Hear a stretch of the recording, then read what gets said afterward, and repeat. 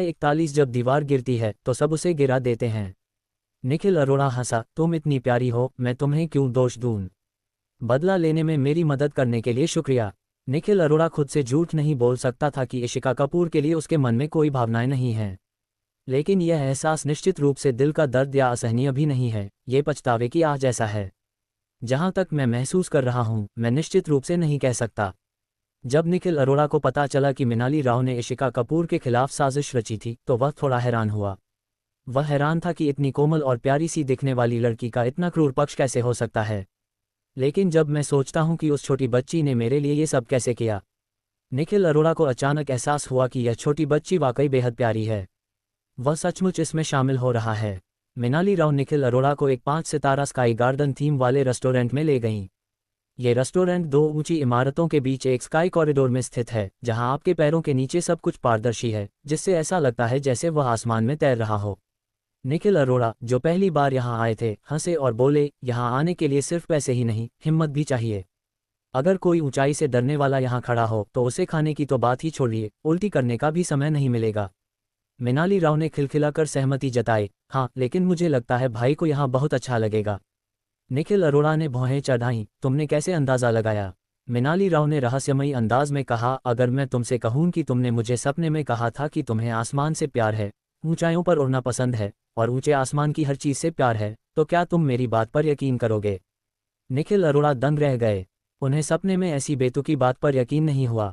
हालांकि मिनाली राव का आसमान, ऊंचाइयों और ऊंचे आसमान की हर चीज़ के प्रति प्यार उनसे बिल्कुल मेल खाता था।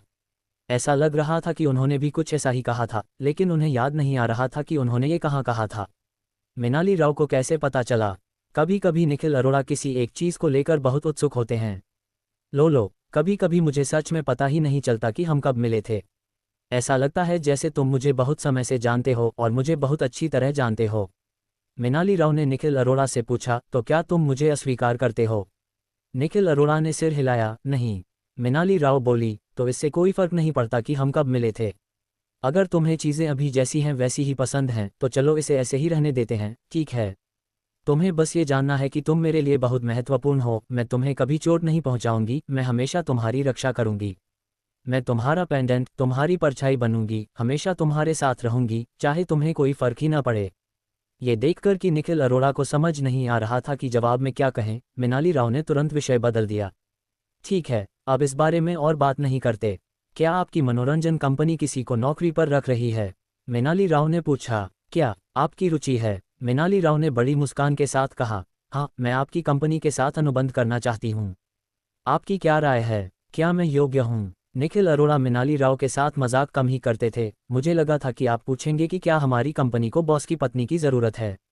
मिनाली राव की आंखें उत्सुकता से भरी थीं। क्या मकान मालकिन को किसी की ज़रूरत है? निखिल अरोड़ा ने आधी मुस्कान के साथ मिनाली राव को देखा और फिर कहा, चिंता मत करो, कोई बात नहीं।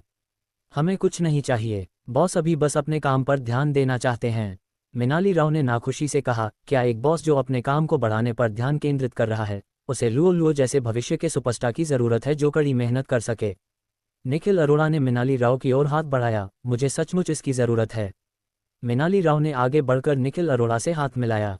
दोनों ने बड़े ही औपचारिक अंदाज में दिल खोलकर हाथ मिलाया और निखिल अरोड़ा ने कहा, मैं तुम्हें ज़रूर सबसे चमकता सितारा बनाऊंगा। मिनाली राव मुस्कुराईं और बोली, मैं भी वो इंसान बनूंगी जिस पर तुम्हें सबसे ज़्यादा गर्व होगा। वेटर खाना लेकर आया और दोनों ने एक दूसरे का हाथ छोड़ दिया। इसी पल एक साझा सपने ने उनके दिलों में एक बीज बो दिया। पहले खाना खा लेते हैं, फिर मैं तुम्हें कल कंपनी दिखाने ले चलूंगा। खाना खत्म करने के बाद निखिल अरोड़ा मिनाली राव को उनके छात्रावास में वापस ले गए और फिर खुद लड़कों के छात्रावास में लौट आए। छात्रावास के अंदर रोहिन महाजन और उनके 2 साथी लूट का माल बांट रहे थे। निखिल अरोड़ा को अंदर आते देख रोहिन महाजन ने हाथ हिलाया और निखिल अरोड़ा को एक लाल बिल दिया। भाई लिन, ये तुम्हारे लिए है, जरा आइस्ड कोला पियो। निखिल अरोड़ा ने रोहिन महाजन के सामने कोई औपचारिकता नहीं निभाई, लाल नोट उठाया और उसे अपनी जेब में रख लिया। सिर्फ एक नोट। तुम बहुत लालची हो, मेरे प्रभाव का इस्तेमाल करके तुमने आज खूब पैसा कमाया होगा। रोहिन महाजन ने निखिल अरोड़ा के सामने 5 उंगलियां उठाईं। अरे वाह, 5,000। निखिल अरोड़ा भी यह संख्या देखकर दंग रह गए। हालांकि आमतौर पर 5 या 10,000 उनके लिए कुछ भी नहीं होते, लेकिन इसका मतलब यह नहीं कि उन्हें नहीं पता कि पैसा कमाना कितना मुश्किल है। बिना किसी संसाधन वाले कॉलेज के छात्र के लिए एक ही दोपहर में 5,000 युआन कमाना बहुत बड़ी रकम है। रोहिन महाजन ने कहा, भाई लिन, तुम्हें अंदाज़ा भी नहीं है कि तुम अब कितने प्रभावशाली हो। जब तुमने पहली बार सनी डे गाया था तब तुम स्कूल में बहुत मशहूर हो गए थे। ये सीधे नए छात्रों की लोकप्रियता सूची में सबसे ऊपर था। कई लड़कियां तुम्हारे गाने गुनगुनाने का सपना देखती हैं, इसलिए मैंने एक फ़ैन क्लब स्थापित करने का अवसर लिया जिसमें पहले से ही 200 सदस्य हैं। छोटी संख्या देखकर धोखा मत खाओ, उनमें से हर एक पक्का प्रशंसक है। इस बार तो कई दूसरे स्कूलों से भी आए थे। पहले तो मैं उन्हें बेचना नहीं चाहता था, लेकिन हर कोई आपका समर्थन करना चाहता था, इसलिए किसी ने मुझसे संपर्क करके पूछा कि क्या मैं कुछ सहायक सामग्री मंगवा सकता हूँ। मंगवाने के बाद मैंने उन्हें कम दामों पर बेचा, लेकिन मात्रा बहुत ज़्यादा थी और कुछ छात्र जो फ़ैन क्लब में नहीं थे उन्होंने मुझे सहायक चिन्ह बेचते देखा और उन्हें खरीदने आ गए। निखिल अरोड़ा को आखिरकार समझ आया कि जब वह मंच पर गा रहे थे तो इतने सारे छात्र सहायक चिन्हों का एक नीला सागर क्यों बना रहे थे। पता चला कि वे सभी संगठित और अनुशासित थे। मेरी प्रतियोगिता के बाद प्रतिक्रिया कैसी रही? निखिल अरोड़ा जानते थे कि स्कूल फोरम पर उनके बारे में ज़रूर कई पोस्ट होंगे, लेकिन वह आलसी हैं और देखने में भी बहुत आलसी हैं। खैर, रोहिन महाजन के आसपास होने पर आप उनसे कुछ भी पूछ सकते हैं और आपको जवाब मिलना तय है। किसी अच्छी चीज़ के विचार से रोहिन महाजन का चेहरा खिल उठा। भाई लिन, तुम्हें अंदाज़ा भी नहीं है, आज कैंपस फोरम में धमाल मच गया। आज फोरम पर पोस्ट और पेज व्यूज़ की संख्या काफ़ी समय से ज़बरदस्त रही है। हालांकि इसका एक छोटा सा हिस्सा ही आपके बारे में है, बाकी आधा हिस्सा इशिका कपूर के बारे में है। निखिल अरोड़ा ने आश्चर्य से पूछा, इशिका कपूर? रोहिन महाजन ने अपना फ़ोन उठाया और निखिल अरोड़ा को कुछ पोस्ट फॉरवर्ड किए। मैंने आपके लिए सबसे अच्छे पोस्ट चुन लिए हैं, आप खुद देख लीजिए। कपड़े बदलने के बाद निखिल अरोड़ा बिस्तर पर लेट गए और रोहिन महाजन द्वारा फॉरवर्ड किए गए पोस्ट पढ़ने लगे। जब दीवार गिरती है तो उसे हर कोई गिरा देता है। देवी की कभी बहुत प्रशंसा की जाती थी। उनके गिरने और कुचले जाने के बाद उनकी हालत कितनी दयनीय रही होगी। पहली ही पोस्ट इशिका कपूर की रूममेट का एक रहस्योद्घाटन थी। चौंकाने वाली बात, एक मासूम सी दिखने वाली देवी को साहित्यिक चोरी की लत लग गई है। उनका गाना इनोसेंस असल में चुराया गया था। इस समय तक पोस्ट को 28,000 बार देखा जा चुका था, 12,000 बार फॉरवर्ड किया जा चुका था और 7,000 टिप्पणियां प्राप्त हुई थीं। ब्लॉगर ने गुमनाम रूप से पोस्ट किया, सभी को नमस्कार। मुझे लगता है कि आप में से कई लोग उस देवी की पहचान का अंदाज़ा लगा चुके होंगे जिसके बारे में मैं इस पोस्ट में बात करने जा रहा हूँ। जी हाँ, वह इशिका कपूर थीं। असल ज़िंदगी में हम अच्छे दोस्त थे, लेकिन कैंपस की टॉप 10 गायिकाओं में से एक के रूप में मशहूर होने के बाद मेरे प्रति उनका रवैया बदल गया। वह हमेशा खुद को एक महान और शक्तिशाली राजकुमारी समझती थीं और बाकी सभी को अपनी दासी, जो उन्हें खुश और उनकी सेवा करनी चाहिए। वह चाहे कुछ भी करें, हमेशा अपनी तुलना दूसरों से करती थीं और उनकी कमज़ोरियों का इस्तेमाल अपनी श्रेष्ठता दिखाने के लिए करती थीं। मैंने सचमुच बहुत समय तक उनका साथ दिया। एक दिन इशिका कपूर मेरा कंप्यूटर उधार ले गई और काम खत्म करने के बाद त्रिवेणी चैट से लॉग आउट करना भूल गई। मैंने गलती से इशिका कपूर की निखिल अरोड़ा के साथ चैट हिस्ट्री देख ली और तब मुझे इसका पता चला कि इनोसेंस इशिका कपूर ने लिखी ही नहीं थी। अध्याय 42, हॉट सर्च। बिना किसी देरी के खुद ही देख लीजिए। नीचे चैट लॉग का स्क्रीनशॉट है। इशिका कपूर, क्या आप मुझे उस गाने का शीट म्यूज़िक और बोल भेज सकती हैं जो आपने पिछली बार मेरे लिए गाया था? नीचे निखिल अरोड़ा द्वारा इशिका कपूर को भेजे गए शीट म्यूज़िक और बोल हैं। निखिल अरोड़ा, क्या हुआ? इशिका कपूर, मैं इस गाने का इस्तेमाल कैंपस के टॉप 10 सिंगर्स कॉम्पिटिशन में हिस्सा लेने के लिए करना चाहती हूँ। निखिल अरोड़ा, लेकिन मैं भी इस गाने का इस्तेमाल करना चाहता हूँ। इशिका कपूर, निखिल अरोड़ा, आप इतने स्वार्थी कैसे हो सकते हैं? आपने कहा था कि आप मुझे पसंद करते हैं, लेकिन आप मुझे एक गाना भी क्यों नहीं देते? इशिका कपूर, तुम हमेशा ऐसे ही रहते हो, कहते हो कि तुम मुझे पसंद करते हो, लेकिन असल में कभी कुछ करते नहीं। इशिका कपूर, तुमने मुझे बहुत निराश किया है। निखिल अरोड़ा, माफ़ करना किंगजू, नाराज़ मत हो, यह मेरी गलती है, मैं तुम्हें ये गाना दे दूंगा। इशिका कपूर, चूंकि यह इतना मुश्किल है तो इसे भूल जाओ। निखिल अरोड़ा, मैंने तुम्हें मजबूर नहीं किया, मेरे पास जो कुछ भी है मैं तुम्हें दे सकता हूँ। परेशान मत हो, अब से मैं तुम्हारे हर मैच के लिए गाना लिखूंगा। इशिका कपूर, कम से कम तुम्हारा ज़मीर तो है। स्क्रीनशॉट के लिए बस इतना ही। अपने काले इतिहास को देखकर निखिल अरोड़ा ने सोचा कि काश वह अपने अतीत को कुछ थप्पड़ मार पाता। कितना बेशर्म। हालांकि ब्लॉगर का दावा है कि उसने गलती से इशिका कपूर की चैट हिस्ट्री देख ली है, ये कहानी मनगढ़ंत हो सकती है। हालांकि ये स्क्रीनशॉट वाकई असली है। स्क्रीनशॉट देखने के बाद कई छात्रों का रक्तचाप बढ़ गया, लगभग तुरंत आपातकालीन देखभाल की ज़रूरत पड़ गई। मैंने स्क्रीनशॉट देखे हैं और मैं बहुत गुस्से में हूँ। इशिका कपूर जैसी बेशर्म इंसान कैसे हो सकती है? उसे इंसान कहना भी कम है। मैं बहुत परेशान हूँ। निखिल अरोड़ा इतने नेकदिल कैसे हो सकते हैं? अगर मैं होता तो उसे 2 थप्पड़ मार चुका होता। और वो माफ़ी मांग रही है। छी, रिंगे, भागो, वो तुम्हें बरगला रही है। मुझे लगता है मुझे अचानक समझ आ गया कि भाई लिन ने take it all you want गाना क्यों लिखा था। इशिका कपूर, वो बेशर्म औरत, सब कुछ चाहती है। वो इतनी खूबसूरत है, मैंने कभी सोचा भी नहीं था कि वो इतनी बदतमीज हो सकती है। किसी को भी पोस्ट की प्रामाणिकता पर शक नहीं हुआ। सनी डे और टेक एवरीथिंग यू वांट गाने निखिल अरोड़ा की प्रतिभा को साबित करने के लिए काफ़ी हैं, इसलिए इनोसेंट जोड़ना बिल्कुल भी अजीब नहीं लगता। निखिल अरोड़ा ने पढ़ना जारी नहीं रखा। ये पोस्ट, जो इशिका कपूर के लिए अपमानजनक थी, उन्हें उसके लिए तरस तो नहीं आया, लेकिन उन्हें कोई राहत भी नहीं मिली। ये सब बीती बात हो चुकी है, अब इस पर ज़्यादा सोचने की ज़रूरत नहीं है। निखिल अरोड़ा ने फिर दूसरी पोस्ट पर क्लिक किया।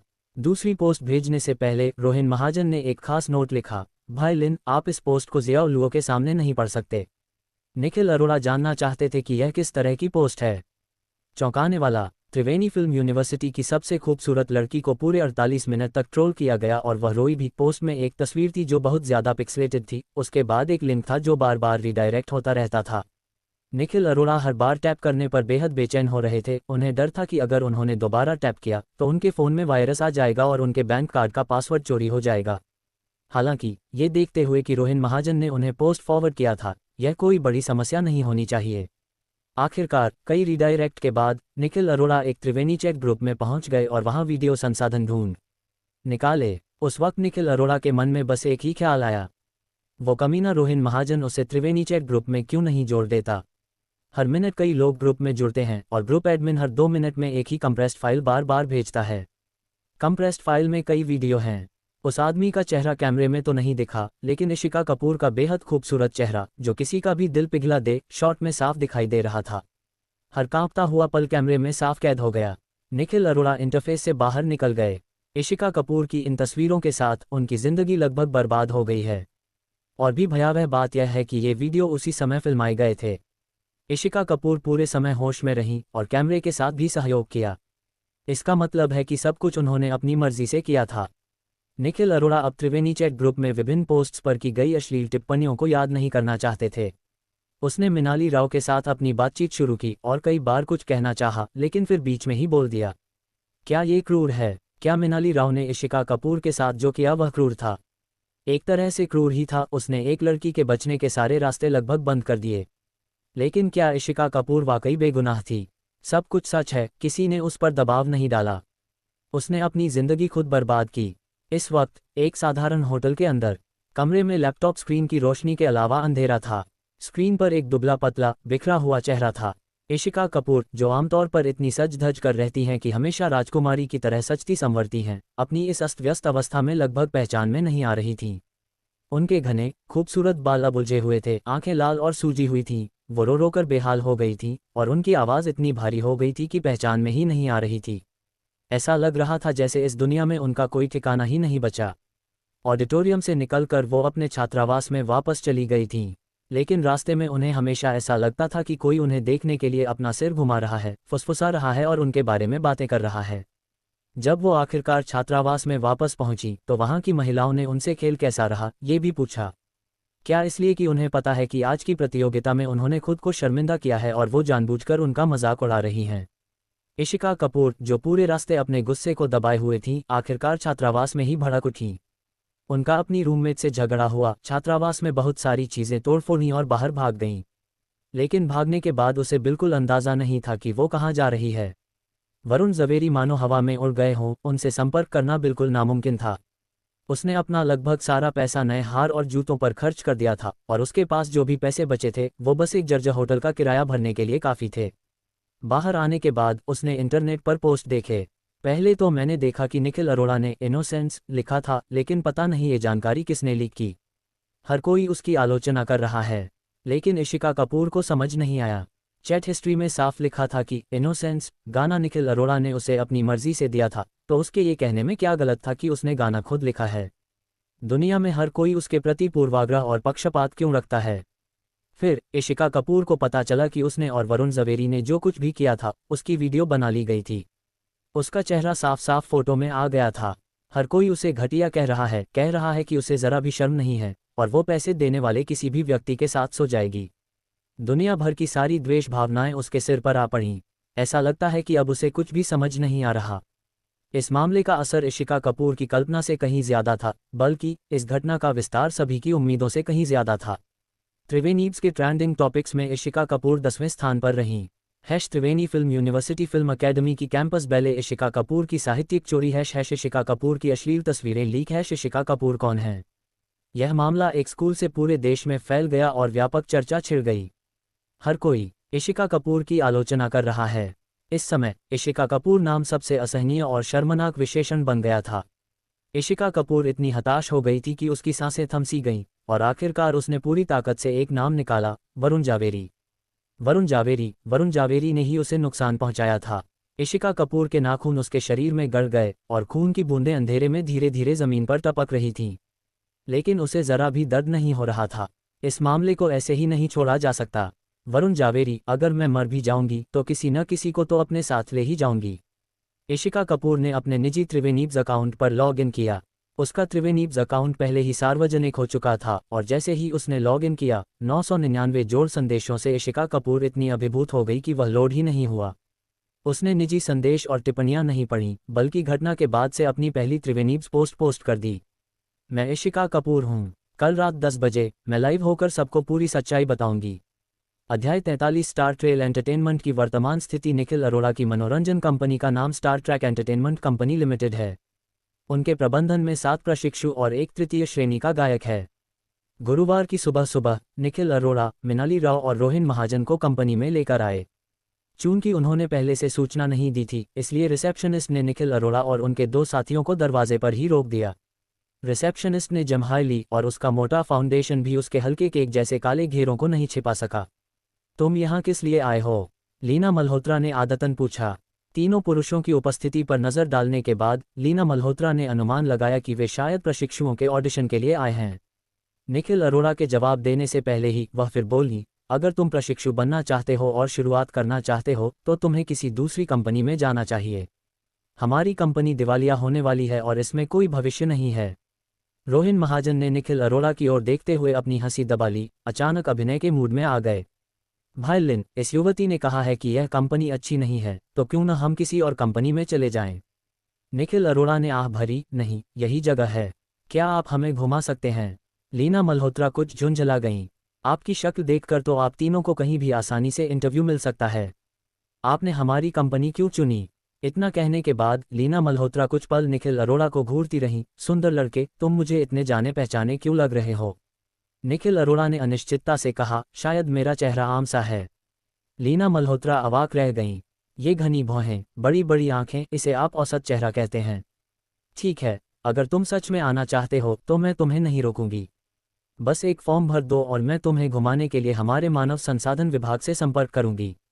समूह ने एक एक करके अपने नाम दर्ज कराए। निखिल अरोड़ा ने भी पंजीकरण पुस्तिका में अपने हस्ताक्षर किए। निखिल अरोड़ा के आकर्षक रूप रंग को देखते हुए लीना मल्होत्रा ने उनका नाम जरूर देखा। गौर से देखने पर चीजें अचानक असाधारण हो गईं। भाड़ में जाओ, आवाज में अचानक वृद्धि देखकर निखिल अरोड़ा चौंक गए। निखिल अरोड़ा, तुम असल में निखिल अरोड़ा हो?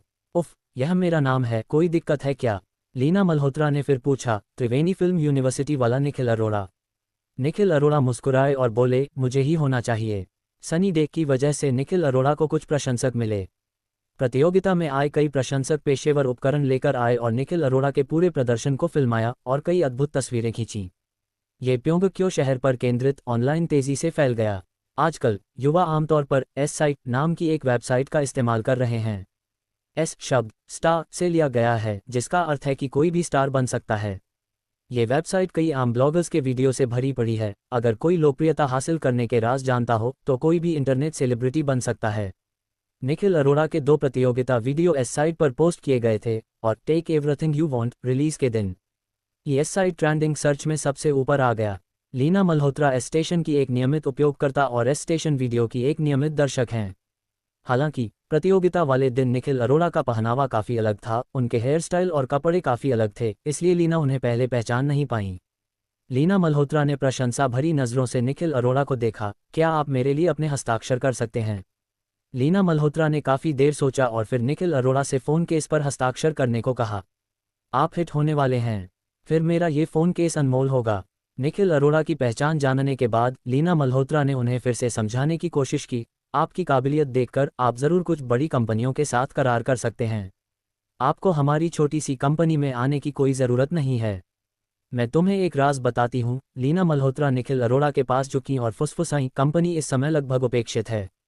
यहाँ आने वाले कलाकारों को कोई और काम नहीं मिल रहा है और वे बस अपनी रोजी रोटी कमाने की कोशिश कर रहे हैं। जिनमें थोड़ी भी प्रतिभा थी वे भाग गए। और मैंने सुना है कि ग्रुप के चेयरमैन ने कंपनी अपने बेटे को सौंप दी है, जो दूसरी पीढ़ी का एक अमीर आदमी है और जिसे प्रबंधन का ज़रा भी अनुभव नहीं है। ऐसा लगता है कि वो बस दिखावा करना चाहता है और कंपनी के साथ मौज मस्ती करना चाहता है।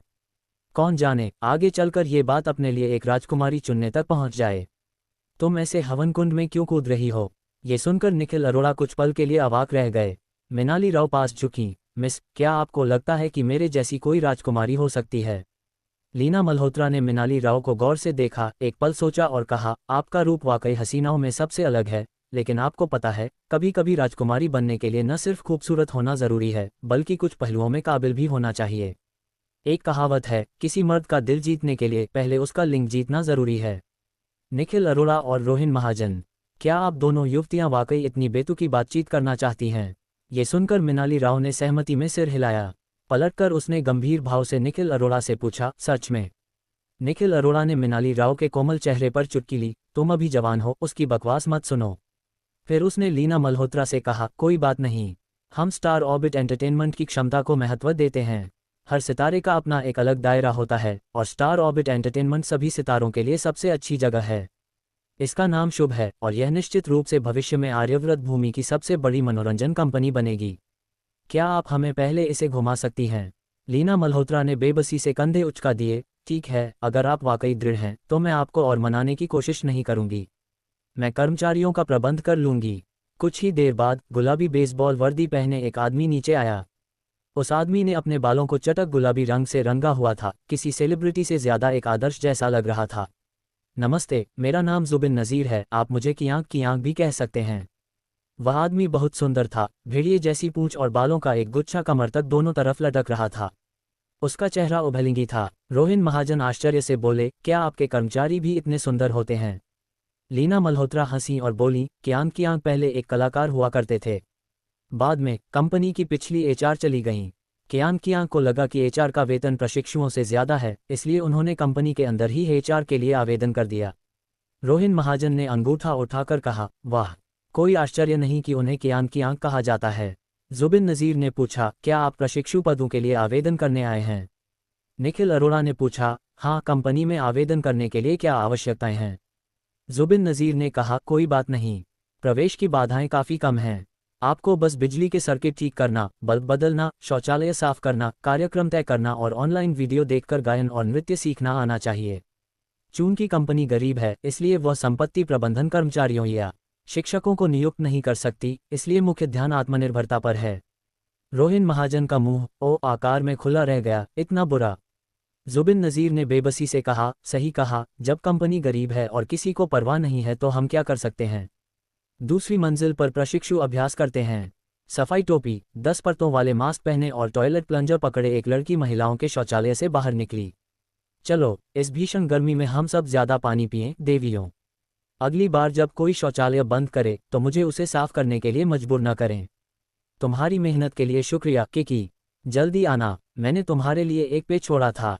कम से कम तुम लोगों में अब भी ज़मीर तो है। एंजी ने टॉयलेट का कटोरा दीवार पर टांग दिया और अपना मास्क उतारने ही वाली थी। अचानक पलटकर उसने देखा कि जुबिन नज़ीर कुछ लोगों के साथ उसकी तरफ आ रहा है। एंजी खुद को रोक नहीं पाए और बोली, वाह, कितना खूबसूरत लड़का है। फिर उसने क्या पहना है, ये सोचकर उसने जल्दी से अपना मास्क वापस पहना और लॉकर रूम की तरफ भागी। एंजी की आवाज़ सुनते ही सबकी नज़रें घूम गईं। लोगों के एक समूह को देखते हुए मृणाली राव ने अनजाने में निखिल अरोड़ा का हाथ और भी जोर से पकड़ लिया। रोहिन महाजन ने बड़े ही सहज अंदाज में हाथ हिलाकर लड़कियों का अभिवादन किया।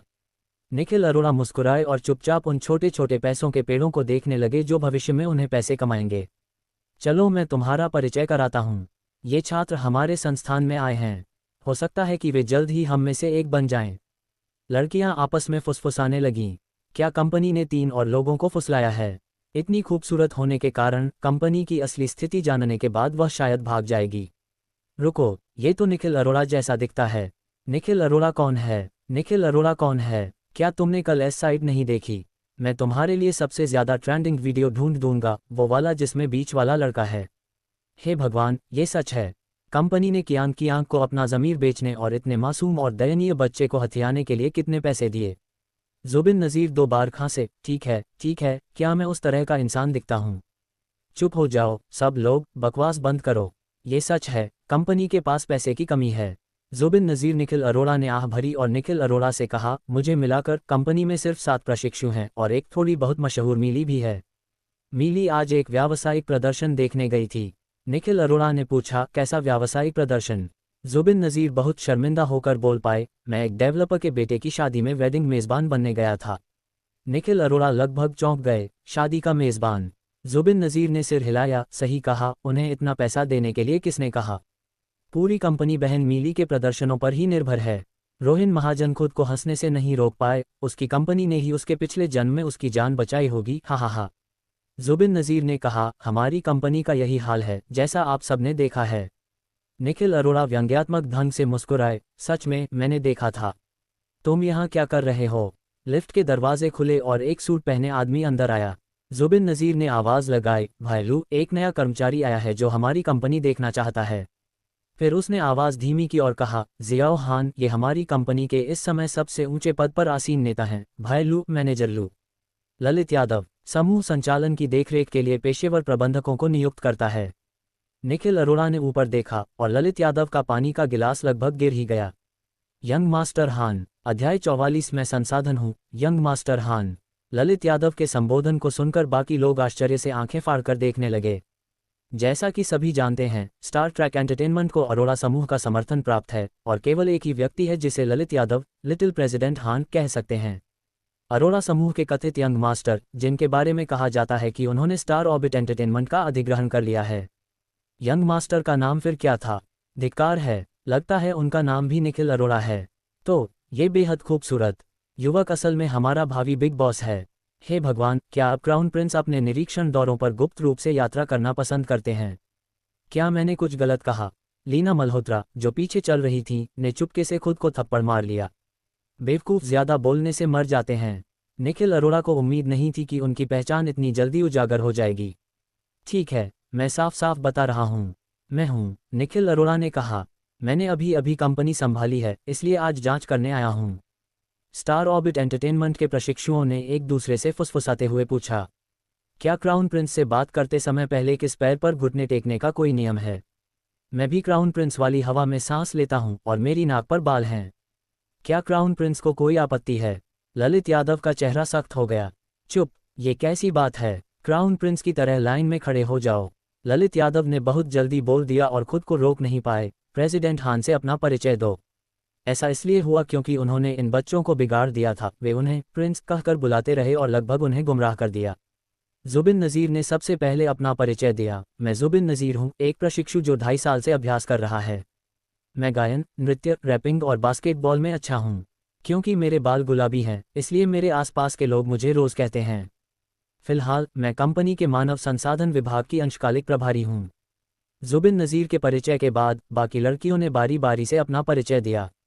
मेरा नाम लावण्या चावला है। मैं शास्त्रीय नृत्य और बिजली के तारों में भी कुशल हूँ। मेरा नाम कृषा दत्ता है। मैं बल्ब बदल सकती हूँ और खाना बना सकती हूँ। मैं माहिरा दत्ता हूँ। कृषा दत्ता और मैं बहनें नहीं हैं, हा, ये बस हमारे नामों का इत्तेफाक है। लेकिन हम सौतेली बहनों की तरह रहती हैं। वो खाना बनाती है और मैं बाजार जाकर सामान खरीदती हूँ। मैं मोल भाव करने में बहुत अच्छी हूँ। मेरा नाम ईशा मुखर्जी है और मुझे गाना पसंद है। ईशा मुखर्जी ने अपनी बात खत्म करने के बाद शर्म से सिर झुका लिया, जो इस सामाजिक तितलियां के समूह में एक दुर्लभ दृश्य था, जो सामाजिक रूप से कुछ अजीब लग रहे थे। मेरा नाम कियारा गिल है। मैं थोड़ा बहुत गा और नाच सकती हूँ। रिटायर होने के बाद मैं चौक में स्क्वायर डांसिंग सिखाना चाहती हूँ। ललित यादव ने भौहें चढ़ाईं, क्या कोई गायब है? मैं यहाँ हूँ। एंजी अपने कपड़े बदलने के बाद दौड़ी। जब वह कपड़े बदल रही थी तब किसी ने उससे पहले ही बता दिया था कि क्या हुआ था। मेरा नाम एंकी है और मैं इसमें अच्छी हूँ। अपनी खूबियों के बारे में बात करते हुए एंजी थोड़ी असमंजस में पड़ गई। अगर उसके पास वाकई कोई खास हुनर होता तो उसे शौचालयों की सफाई सीखने के लिए मजबूर न किया जाता। वह उस युवा गुरु से यह नहीं कह सकती थी, मैं शौचालयों की सफाई करने में माहिर हूँ। महाराज, चिंता न करें, मैं सब कुछ संभाल सकती हूँ। एंजी ने अपना सिर खुजलाया और आखिरकार कह पाए, मैं एंडोर्फिन के उत्पादन के लिए वेंट्रल प्रीफ्रंटल कॉर्टेक्स की उत्तेजना पर शोध करने में अच्छी हूँ। निखिल अरोड़ा, मिनाली राव और रोहिन महाजन पूरी तरह से हक्के बक्के रह गए। एंजी ने शर्मिंदा होते हुए कहा, आमतौर पर जाना जाता है। मज़ेदार, हा हा हा हा हा। कंपनी की दूसरी मंजिल से ठहाकों की गूंज गूंजी। ठहाकों और जयकारों के बीच निखिल अरोड़ा भी मुस्कुरा दिए। जाहिर है कि कंपनी में व्याप्त आत्मसंतुष्टि और सेवानिवृत्ति के माहौल में सभी का मनोबल बहुत ऊंचा नहीं है।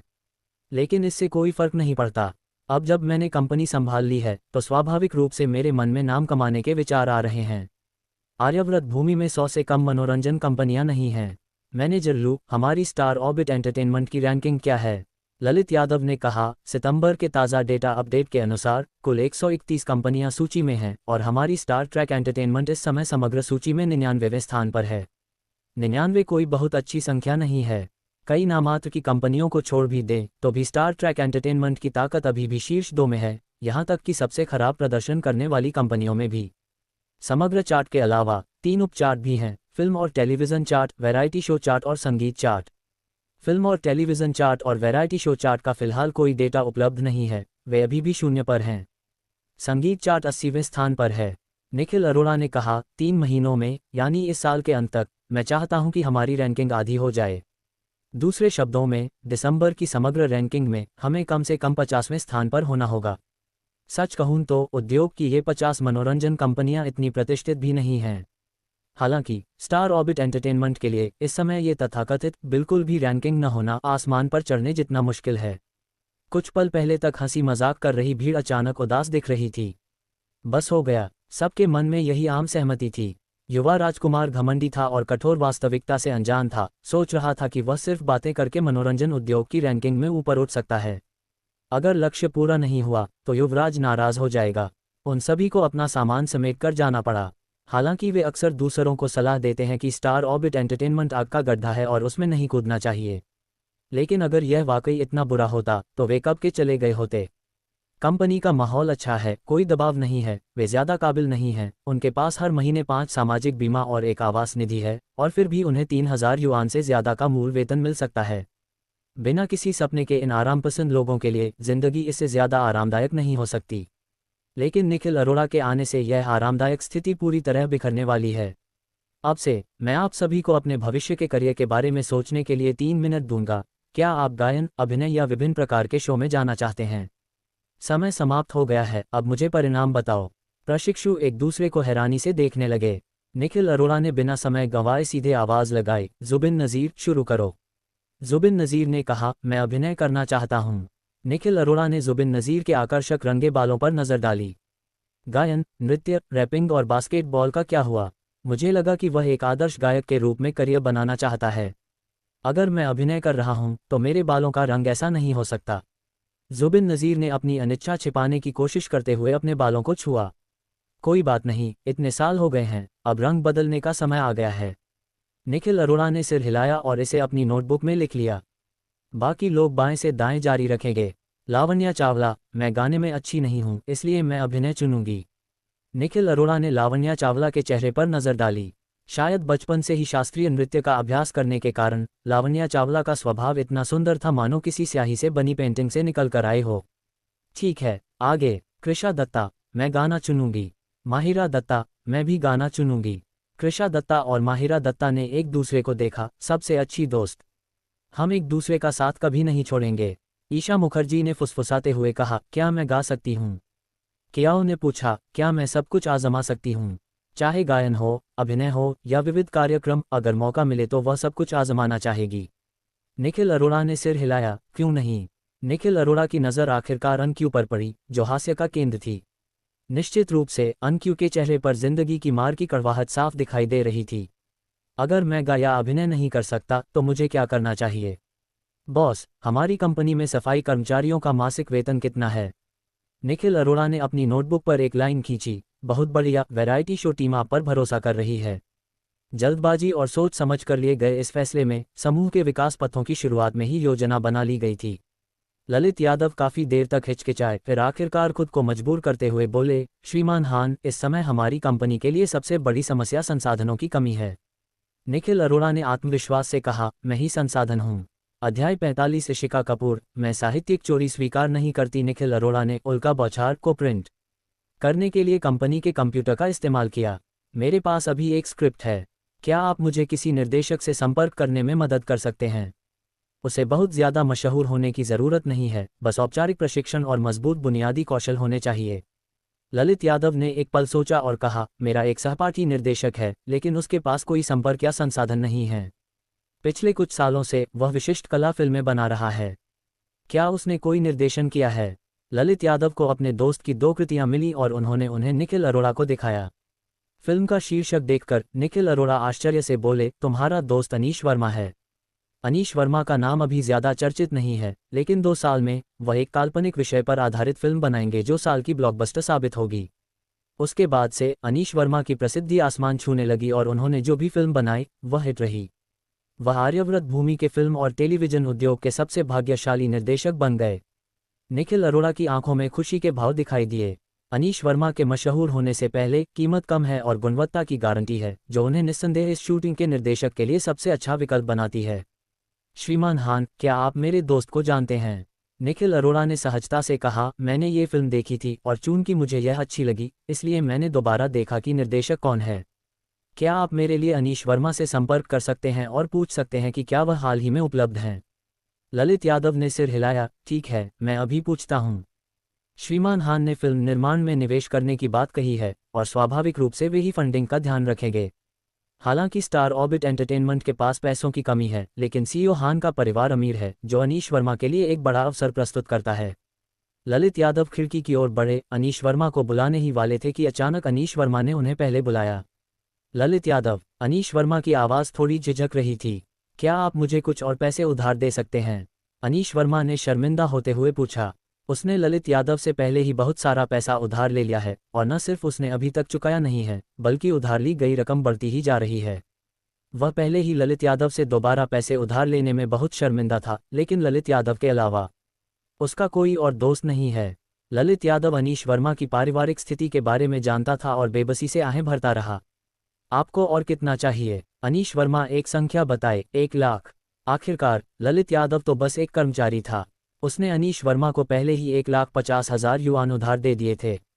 वह 1 लाख युआन जुटा सकता था, लेकिन यह उसकी बची हुई बचत का ज़्यादातर हिस्सा था। अगर उसने अनीश वर्मा को उधार दे दिया होता तो पैसों की सख्त ज़रूरत पड़ने पर वह मुश्किल में पड़ जाता। माफ़ करना, इस बार मैं तुम्हें उधार नहीं दे सकता। ललित यादव का इनकार सुनकर अनीश वर्मा थोड़ा निराश हुआ, लेकिन वह समझ गया कि क्या हो रहा है। ललित यादव ने उसकी बहुत मदद की थी, लेकिन वह एक पिशाच की तरह था, लगातार ललित यादव का खून चूस रहा था। अनीश वर्मा ने कांपती आवाज़ में कहा, ठीक है, मैं कोई और तरीका सोचूंगा। ललित यादव ने कहा, ज़रा रुको, अभी फ़ोन मत रखना। हालांकि मैं तुम्हें पैसे नहीं दे सकता, हमारी कंपनी एक टीवी सीरीज़ में निवेश करने वाली है और हम चाहते हैं कि तुम निर्देशक बनो। एक बार जब तुम ये प्रोजेक्ट पूरा कर लोगे तो तुम्हें पैसों की चिंता नहीं करनी पड़ेगी। अनीश वर्मा की आंखों में उम्मीद की किरण जगी। सच में उसने बहुत समय से काम नहीं किया है। हालांकि मैंने पहले जो 2 आर्ट फिल्में बनाई थीं, उन्हें कुछ पुरस्कारों के लिए नामांकित किया गया था, लेकिन वे बहुत ही साधारण थीं। पूंजी व्यावसायिक मूल्य को महत्व देती है, कौन परवाह करता है उन बेकार पुरस्कारों की जिन्हें तुमने जीता है और जिनके बारे में तुम्हारे अलावा किसी को पता नहीं है। ललित यादव खुश होकर बोले, हमारा कैसा रिश्ता है? क्या मैं तुमसे झूठ बोलूंगी? फिर उसने चुपके से निखिल अरोड़ा की तरफ देखा और फुसफुसाते हुए कहा, क्या मैंने तुम्हें पहले नहीं बताया था कि कंपनी में एक नया बॉस आने वाला है? आज नए बॉस आए और कहा कि वह एक टीवी सीरीज शूट करना चाहते हैं और मुझसे एक निर्देशक की सिफारिश करने को कहा। तुम ही वो पहले व्यक्ति थे जिनकी मैंने सिफारिश की थी। मुझे उम्मीद नहीं थी कि हमारे नए बॉस ने तुम्हारा पिछला काम देखा होगा और तुरंत हाँ कह दिया होगा। अगर आपके पास समय हो तो जल्दी आ जाए। अच्छा, अभी आ जाए। मैं आपके लिए बेहतर दाम पर बातचीत करने की पूरी कोशिश करूंगा। फ़ोन रखते ही ललित यादव पास आए। मिस्टर हान, अनीश वर्मा 20 मिनट में आ जाएंगे। निखिल अरोड़ा हंसे बिना नहीं रह सके, इतनी जल्दी करने की कोई ज़रूरत नहीं है। उन्हें अनीश वर्मा की पिछली जिंदगी की स्थिति के बारे में थोड़ा बहुत पता था। मेरे पिता एक जुआरी थे जिन्होंने भारी कर्ज लेने के बाद एक इमारत से छलांग लगा दी थी। बेटा अपने पिता के कर्ज के लिए जिम्मेदार है और कर्ज वसूलने वालों की नज़र अनीश वर्मा पर है। कर्ज चुकाए जाने से पहले ही अनीश वर्मा की मां अचानक गंभीर रूप से बीमार पड़ गईं और उन्हें आईसीयू में भर्ती कराया गया। इसके लिए घर और बाहर दोनों जगह बड़ी रकम की ज़रूरत होती है। शायद यही जिंदगी का अनुभव अनीश वर्मा को लोगों की आंतरिक भावनाओं को समझने में और भी माहिर बनाता है और अपने काम के जरिए लोगों के साथ हमेशा जुड़ पाता है। अनीश वर्मा शायद इसलिए इतनी जल्दी में हैं क्योंकि उन्हें अपनी नौकरी छूटने का डर है। अनीश वर्मा अभी तक नहीं पहुंचे थे, इसलिए ललित यादव ने पहले उनके बारे में पूछा। मिस्टर हान, सैलरी को लेकर आपकी क्या उम्मीदें हैं? निखिल अरोड़ा ने 5 उंगलियां ऊपर उठाईं। ललित यादव के चेहरे पर थोड़ी परेशानी के भाव उभरे। 50,000। मिस्टर हान, आजकल इस फिल्म की शूटिंग के लिए 50,000 में निर्देशन का छात्र ढूंढना थोड़ा मुश्किल है। क्या हम अपना बजट थोड़ा बढ़ा सकते हैं? 1 लाख भी ठीक रहेगा। ललित यादव का अनुमान 2 लाख था। अगर सिर्फ 50,000 होते तो उसे सचमुच लगता कि उसने अपनी नेकनियति से कुछ गलत किया है और उसे अनीश वर्मा को दोबारा बुलाने में शर्मिंदगी महसूस होती। निखिल अरोड़ा के चेहरे पर भी हैरानी के भाव थे। आजकल बिना शून्य लगाए कोई पैसे का अंदाज़ा कैसे लगा सकता है? निखिल अरोड़ा ने कहा, 5 लाख, और अगर फिल्मांकन के बाद परिणाम अच्छा रहा तो मैं बोनस के तौर पर 50,000 और दूंगा। क्या ये ठीक है? ललित यादव का मूड किसी रोलर कोस्टर की सवारी जैसा था जो गर्त से बादलों की ओर उड़ रहा था। हाँ हाँ, बिल्कुल। निखिल अरोड़ा को पुनर्जन्म का एक फ़ायदा ये भी पता चला, आप संभावित प्रतिभाओं को पहले ही पहचान सकते हैं। अगर अनीश वर्मा की प्रतिष्ठा सचमुच बढ़ जाती है तो वह 1 और शून्य जोड़ सकते हैं और 5 लाख शायद उनके लिए चिंता का विषय भी न रहें। निखिल अरोड़ा ने विश्राम क्षेत्र में कुछ देर बिलियर्ड्स खेला और 10 मिनट बाद अनीश वर्मा आ गए। अनीश वर्मा ने पहले तो अपने इलेक्ट्रिक स्कूटर से जाने की योजना बनाई थी, लेकिन नीचे उतरते ही उन्होंने ललित यादव का भेजा हुआ संदेश देखा। 5 लाख, और आप एक मुश्त एडवांस में भुगतान कर सकते हैं। अनीश वर्मा सीधे रिहायशी इलाके के प्रवेश द्वार पर दौड़े और एक टैक्सी बुलाई। काश मेरे पास पंख होते तो मैं सीधे स्टार ऑर्बिट एंटरटेनमेंट पहुंच जाता और तुरंत कॉन्ट्रैक्ट साइन कर देता। अनीश वर्मा बहुत जवान हैं, सिर्फ 27 या 28 साल के। इस मौके के लिए मैंने खास तौर पर सफ़ेद शर्ट, सूट और टाई पहनी थी। हालांकि मुझे पता था कि ललित यादव की कंपनी में एक जूनियर बॉस पैराशूट से उतरा है। जब मैंने निखिल अरोड़ा को देखा तो मैं उनकी उम्र देखकर काफ़ी हैरान था। वह भी अभी जवान हुआ था और उसके चेहरे पर अभी भी अपरिपक्वता के लक्षण साफ दिखाई दे रहे थे। हालांकि उसकी वाणी और व्यवहार बहुत परिपक्व है। निखिल अरोड़ा ने अपना आखिरी शॉट पूरा किया और अपना क्यू नीचे रख दिया। उसने टिश्यू पेपर से हाथ पोंछे और अनीश वर्मा से कहा, बैठ जाए।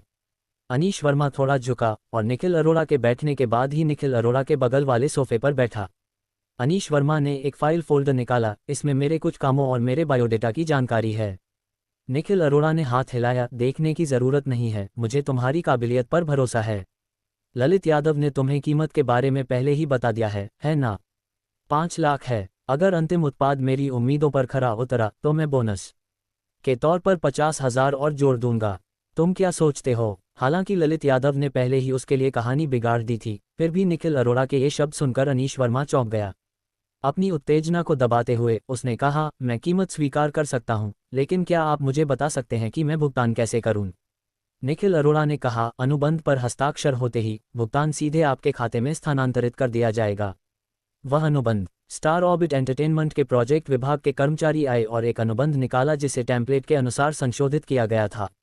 निखिल अरोड़ा ने कहा, देख लीजिए, अगर कोई समस्या नहीं हुई तो हम अभी इस पर हस्ताक्षर कर सकते हैं। अनीश वर्मा पहली बार अनुबंध पर हस्ताक्षर करते समय कांप उठे। सब कुछ अप्रत्याशित लाभ जैसा लग रहा था और सुचारू प्रक्रिया ने उन्हें ये सोचने पर मजबूर कर दिया कि कहीं उनके साथ धोखाधड़ी तो नहीं हुई। लेकिन अब लोगों को धोखा देने के लिए उनके पास बचा ही क्या है? कोई धोखेबाज भी उनका बैंक कार्ड देखकर शायद अपना सिर हिला देगा। अनीश वर्मा ने अनुबंध पर हस्ताक्षर कर दिए। 5 मिनट बाद बैंक कार्ड से भुगतान खाते में जमा होने की आवाज़ के साथ फ़ोन की घंटी बजी। अपने हाथों में पैसे देखकर अनीश वर्मा को आखिरकार राहत मिली। इस पल निखिल अरोड़ा उनके हितैषी थे। उन्होंने मन ही मन तय कर लिया कि चाहे स्क्रिप्ट कैसी भी हो, वे निखिल अरोड़ा को इस टीवी सीरीज़ को अच्छी तरह से फिल्माने में ज़रूर मदद करेंगे। भले ही यह एक बुरी फिल्म हो, वे इसे बचाने के लिए अपनी पूरी ताकत लगा देंगे। कॉन्ट्रैक्ट साइन होने के बाद अनीश वर्मा को स्क्रिप्ट मिली। पहला एपिसोड देखते ही अनीश वर्मा को स्क्रिप्ट से प्यार हो गया। थीम तो एक सदाबहार कैंपस ड्रामा है, लेकिन किरदारों की सेटिंग और नए संवाद अनोखे हैं। अनीश वर्मा जानते थे कि यह ड्रामा हिट होगा। एक विशिष्ट अकादमी और 4 खूबसूरत लड़कों का समूह किशोर लड़कियों की सभी कल्पनाओं से बिल्कुल मेल खाता है। सम्मोहक कथानक और तेज तर्रार लय आंखों और इंद्रियों दोनों पर गहरा प्रभाव डालती है। इस समय अनीश वर्मा को समझ नहीं आ रहा था कि अपनी उत्तेजना कैसे व्यक्त करें। क्या ये स्क्रिप्ट सचमुच मेरे लिए है? इतनी अच्छी स्क्रिप्ट के साथ अगर आप कुछ जाने माने निर्देशकों को थोड़े कम दाम पर भी काम पर रखते हैं तो भी आप शायद उन्हें इस पर काम करने के लिए कह सकते हैं। जो भी इस स्क्रिप्ट का निर्देशन करेगा उसके करियर को एक बड़ा बढ़ावा मिलेगा। निखिल अरोड़ा ने सिर हिलाया, मुझे अपने फैसले पर भरोसा है। हालांकि अभिनेताओं के बारे में मुझे कुछ उम्मीदवारों का आंतरिक रूप से चयन करना होगा और बाकी चुनाव आप पर निर्भर है। अनीश वर्मा ने सहमति जताई, कोई बात नहीं। उन्होंने स्क्रिप्ट पढ़ी, यह अभिनय कौशल के लिए ज़्यादा चुनौतीपूर्ण नहीं थी और फिर वे अभिनेताओं को प्रशिक्षित कर पाएंगे। ये कहना कोई अतिशयोक्ति नहीं होगी, अगर आप एक सुअर लाएं तो उसकी तस्वीरें भी खींच सकते हैं। निखिल अरोड़ा ने रोहिन महाजन को आवाज़ दी, रोहिन महाजन, नाटक करना बंद करो और 1 मिनट के लिए इधर आओ। आवाज़ सुनकर रोहिन महाजन ने अपना PS5 नीचे रखा और पास आ गए। भाई लिन, क्या हाल है? ये हैं वो डायरेक्टर जिन्हें मैंने उल्कापिंडों की बौछार देखने के लिए ढूंढा था। फिर उन्होंने अनीश वर्मा से परिचय कराया। ये हैं उल्कापिंडों की बौछार के मुख्य पात्र, अरमान खुराना का किरदार निभाने वाले अभिनेता रोहिन महाजन। रोहिन महाजन का शारीरिक रूप देखकर अनीश वर्मा एक बार फिर गहरे सदमे में आ गए। रोहिन महाजन को देखते ही उन्हें एक अजीब सा एहसास हुआ। उन्हें लगा जैसे उन्हें स्क्रिप्ट में दिखाए गए अरमान खुराना अपनी ओर आते दिखाई दे रहे हों। नेक और घमंडी, उनकी निगाहों में हमेशा एक चंचलता और एक अदम्य अहंकार झलकता रहता था। मुझे शुरू में लगा था कि निवेशकों द्वारा चुने गए कलाकार बहुत बुरे होंगे, लेकिन वे वाकई कमाल के निकले। दुवानमू लेई के बारे में भी मेरे मन में कोई है। निखिल अरोड़ा ने अपना सिर घुमाया, कियांग, क्या तुम्हें भरोसा है? एक तरफ खड़े, इस बात से बिल्कुल अनजान कि इसका उससे कोई लेना देना है, जुबिन नज़ीर की आंखें चौड़ी हो गईं। क्या? मैं 2.5 साल से प्रैक्टिस कर रहा हूँ। जुबिन नज़ीर शुरुआत में बहुत उम्मीदें लगाए बैठे थे, लेकिन आखिरकार हार मान ली। मैंने कभी सोचा भी नहीं था कि मुझे अपने ट्रेनिंग करियर के दौरान कोई काम मिलेगा। हाँ, तुम्हारा रूप रंग फिल्म के एक किरदार के लिए बिल्कुल सही है। जुबिन नज़ीर बहुत खूबसूरत हैं, लेकिन शायद किसी लड़के को खूबसूरत कहना थोड़ा अनुचित होगा। हालांकि निखिल अरोड़ा के लिए ये सबसे उपयुक्त शब्द था जो वह वर्णन करने के लिए सोच सकते थे। जुबिन नज़ीर, उनके उभलंगी चेहरे के भाव उन्हें कम तीखे और ज़्यादा सौम्य बनाते थे और उनकी शांत और संतुलित निगाहें हवा में भी कोमलता का एहसास कराती थीं। निखिल अरोड़ा को तो यहाँ तक लगा कि जुबिन नज़ीर को अपने बाल बदलने की ज़रूरत ही नहीं है। यह मूल रूप से एक टीन आइडल ड्रामा था, लेकिन उनके गुलाबी बाल उन्हें किसी कॉमिक बुक से निकले हुए जैसे दिखा रहे थे। इसके अलावा ये दर्शकों पर ज़्यादा गहरा प्रभाव डालता है। निर्देशक अनीश वर्मा, आपकी क्या राय है? अनीश वर्मा ने जुबिन नज़ीर को गौर से देखा और निखिल अरोड़ा की पैनी नज़र पर अचंभित हो गए। निखिल अरोड़ा ने कहा कि उन्होंने जिन 2 लोगों को चुना था वे दोनों उनकी उम्मीद से कहीं ज़्यादा परफेक्ट थे। उन्होंने ये भी सोचा कि अगर उन्हें लोगों का चयन करना होता तो क्या उन्हें रोहिन महाजन और जुबिन नज़ीर से ज़्यादा उपयुक्त कोई मिल पाता। इसके लिए शायद बहुत किस्मत की ज़रूरत होगी। अनीश वर्मा की नज़र मिनाली राव पर पड़ी, जो निखिल अरोड़ा का बहुत ध्यान से पीछा कर रही थी और अब उनके बगल में एक स्टूल पर बैठी निखिल अरोड़ा की आस्तीन से खेल रही थी। फिर सावधानी से उसने पूछा, क्या यही नायिका है? अनीश वर्मा इस इंडस्ट्री में हैं और अनकहे नियमों से अच्छी तरह वाकिफ़ हैं। कंपनी में ज़्यादातर कर्मचारी महिलाएं हैं। जहां तक तौर तरीकों और नियमों की बात है तो सभी समझते हैं और मौन सहमति भी देते हैं। इस समय निखिल अरोड़ा के बगल में बैठी मिनाली राव अनीश वर्मा की कैनरी की समझ से बिल्कुल मेल खा रही थीं। शिष्ट, सुंदर और चिपकू। लुओ। निखिल अरोड़ा ने नीचे देखा और मिनाली राव की ठुड्डी खुजाई। कैसा चल रहा है? क्या तुम्हारी रुचि है? मिनाली राव ने उदासीनता से अपना सिर हिलाया। नायक तुम नहीं हो, मुझे वह नहीं चाहिए। वह कई महीनों तक सेट पर रहेंगी, अपने भाई से दोबारा मिलने में उन्हें कितना समय लगेगा? निखिल अरोड़ा ने अनीश वर्मा को जवाब दिया, आप मुख्य नायिका का चुनाव कर सकते हैं। हम विभिन्न कला विद्यालयों में ऑडिशन आयोजित कर सकते हैं। कंपनी में 2 युवा लड़कियां भी हैं जो अभिनय में अपना करियर बनाएंगी। आप जुबिन नज़ीर से संपर्क कर सकते हैं और देख सकते हैं कि क्या आप नाटक में उनके लिए 2 छोटी भूमिकाएं तय कर सकते हैं। ठीक है, कोई बात नहीं। अनीश वर्मा अब पूरी तरह से जुझारू हो गए हैं। कंपनी की वर्तमान स्थिति के बारे में जानने और let's watch meteor shower together की पटकथा सौंपने के बाद निखिल अरोड़ा को उस दोपहर ऐसा लगा जैसे उनके दिल से कोई भारी पत्थर उतर गया हो। उस शाम छात्रावास में वापस आकर रोहिन महाजन निखिल अरोड़ा के बिस्तर पर अपना टैबलेट गोद में लिए बैठे थे। भाई लिन, कुछ मज़ेदार गपशप है? निखिल अरोड़ा ने जम्हाई ली, कोई खास दिलचस्पी नहीं दिखाते हुए। क्या चटपटी गपशप है? रोहिन महाजन ने कहा, इशिका कपूर के बारे में। वह आज रात 10 बजे लाइव स्ट्रीम शुरू करने वाली है। लाइव स्ट्रीम 1 मिनट में शुरू हो रही है। निखिल अरोड़ा की दिलचस्पी और भी कम थी, उसकी लाइव स्ट्रीम का मुझसे क्या लेना देना है। अरे रिंगे, मेरे साथ देखो। मुझे बहुत खुशी होती है जब मैं इस औरत की बदकिस्मती देखता हूँ, मेरी खुशी मेरे साथ बांट लो। संजय राठौड़ ने कहा, जो ज्यादा नहीं जानता होगा वह यही सोचेगा कि इशिका कपूर ने पहले तुम्हें ही चोट पहुंचाई थी। रोहिन महाजन ने दुखी होकर कहा, भाई टाइगर, तुम मुझे फिर से धमका रहे हो। इशिका कपूर को मुझे धमकाते देखने से ज्यादा हमारे भाइयों को धमकाते देखना दुखद है। हंसी मजाक और बातचीत के बीच इशिका कपूर का लाइव स्ट्रीम शुरू हो चुका था। इशिका कपूर ने ढेर सारा पाउडर लगा रखा था, जिससे कैमरे के नीचे उनका चेहरा पीला और बेजान लग रहा था। देवी की नकल, फटेहाल कपड़ों में स्कूल ब्यूटी। इशिका कपूर पर कई रोमांचक और सनसनीखेज लेबल लगाए गए थे। इस वजह से लाइव प्रसारण ने खूब ध्यान खींचा। इस समय तक लाइव स्ट्रीम देखने वालों की संख्या 1 लाख तक पहुंच गई थी। जब मैं पहली बार अंदर गया तो मुझे लगा कि मैं कोई भूत देख रहा हूं। ये स्कूल ब्यूटी है। त्रिवेणी फिल्म यूनिवर्सिटी फिल्म अकादमी इतनी घटिया कब हो गई। कैंपस ब्यूटी पेजेंट तो बस इसी पर निर्भर करता है कि किसके चेहरे पर सबसे ज्यादा मेकअप है। इस स्कूल ब्यूटी ने हजारों मर्दों के साथ सोकर अपना दिल जीता होगा, है ना। अगर उसकी खूबसूरती तुम्हें कायल नहीं कर सकती तो वो अपने मोहक आकर्षण से तुम्हें अपना बना लेगी। हा हा हा। बस हमारी बात, मैं त्रिवेणी फिल्म यूनिवर्सिटी फिल्म स्टूडियो से हूँ। इशिका कपूर पहले बहुत खूबसूरत हुआ करती थी, लेकिन शायद इन दिनों उनकी तबीयत ठीक नहीं है। इशिका कपूर ने अपने खिलाफ हो रहे भद्दे ऑनलाइन हमलों को पढ़ने से इनकार करते हुए बुलेट कमेंट्स बंद कर दिए। सभी को नमस्कार, मैं इशिका कपूर हूँ। मैं मानता हूं कि मैंने my heart belongs completely to you नहीं लिखा, लेकिन मैं साहित्यिक चोरी भी नहीं मानता। साहित्यिक चोरी करने वाला असल में कोई और था। अध्याय 46 अंतिम संघर्ष। जैसा कि सभी जानते हैं, मैंने असल में इनोसेंस गाना नहीं लिखा। मैं गाने बिल्कुल नहीं लिख सकता। इशिका कपूर ने एक भारी भरकम तर्क देकर शुरुआत की। उन्होंने सक्रिय रूप से स्वीकार किया कि वे गाने नहीं लिख सकते।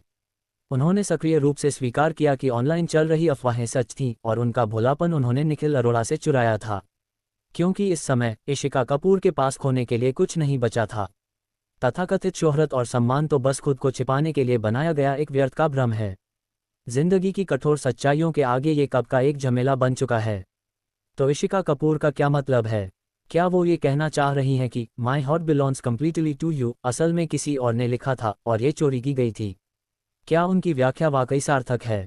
हर एक बात गंभीर है, ठीक है। क्या उन्हें सच में लगता है कि वो इस तरह अपना नाम साफ कर सकती हैं? मुझे लगता है कि इशिका कपूर को फंसाया गया है। वो बस एक स्कूल ब्यूटी हैं, कोई सेलिब्रिटी नहीं, फिर भी उन्होंने इतना हंगामा मचाया है। लगता है इसके पीछे कोई है। हालांकि ऐसी टिप्पणी जो सच्चाई के इतने करीब थी, तेजी से आने वाली टिप्पणियों में दब गई। अंदाज़ा लगाना बंद करो, देखते हैं इशिका कपूर क्या कहती हैं। वो वरुण जवेरी था। वरुण जवेरी ही था जिसने जानबूझकर मुझसे संपर्क किया था। वरुण जवेरी ही था जिसने जानबूझकर मुझे नुकसान पहुंचाने की कोशिश की थी। जब इशिका कपूर ने ये शब्द कहे तो उनकी आंखें असीम नफरत से भर गईं। तीव्र भावनाएं इतनी प्रबल थीं कि उन्हें सीधे देखना लगभग नामुमकिन था। इस महिला के हाव भाव कितने उन्मत्त हैं, किसी पागलखाने से भागे हुए पागल की तरह। क्या ये वही वरुण जवेरी है जिसे मैं जानती हूँ? वरुण जवेरी, इंडस्ट्री के जाने माने संस्थापक। वरुण जवेरी, जिन्होंने अभी अभी साल के सर्वश्रेष्ठ मौलिक काम का पुरस्कार जीता है। उस वक्त सबके मन में एक ही ख्याल आया, ये औरत पागल है।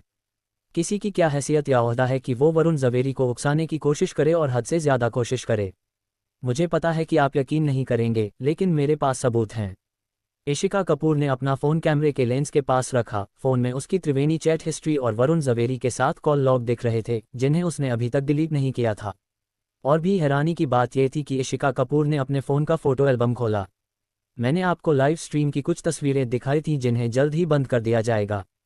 तस्वीरें बहुत निजी हैं। ये सब साबित करता है कि वरुण जवेरी ने जानबूझकर मुझसे झूठ बोला, मुझे पाने का नाटक किया और मुझे अपनी गर्लफ्रेंड बनाया।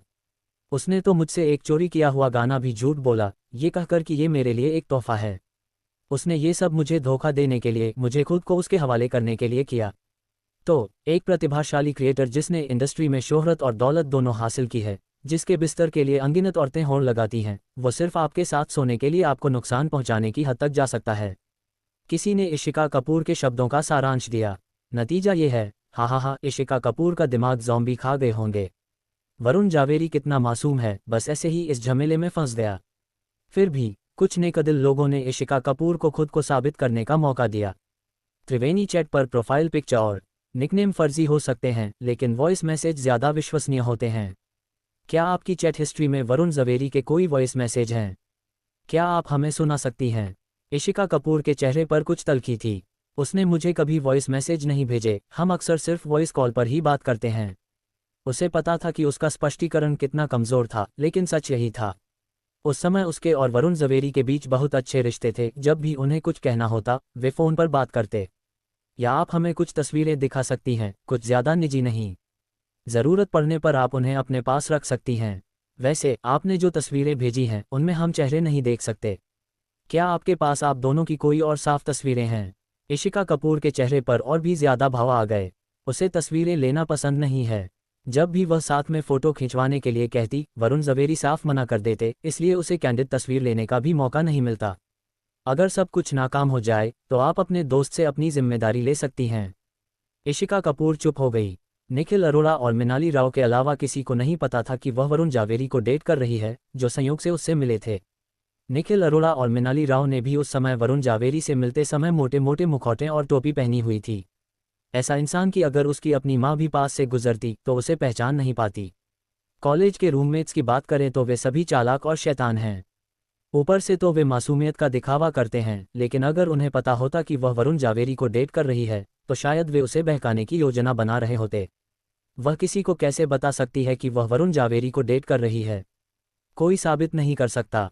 यहाँ तक कि सबसे अच्छे स्वभाव वाले नेटिजन्स भी गालियाँ देने से खुद को नहीं रोक पाए। तुम इतने समय से क्या कह रहे थे? अगर तुम्हें कोई भ्रम है तो डॉक्टर से मिल लो। लगभग उसी समय वरुण जावेरी ने त्रिवेणीज पर एक पोस्ट डाली। यह एक ग्रुप फोटो है। वरुण जावेरी इंडस्ट्री की एक दूसरी दर्जे की अभिनेत्री को गोद में लिए हुए थे, जो एक ज्वेलरी ग्रुप की बेटी भी थी। एक बात है जो मैं सबसे छुपा रहा हूँ, मेरी एक गर्लफ्रेंड है, हम 3 साल से साथ हैं और हमारी सगाई हो चुकी है। हमारा रिश्ता बहुत अच्छा है, इसलिए कृपया अफवाहों से गुमराह न हो। तथाकथित अफवाहों का मतलब साफ है।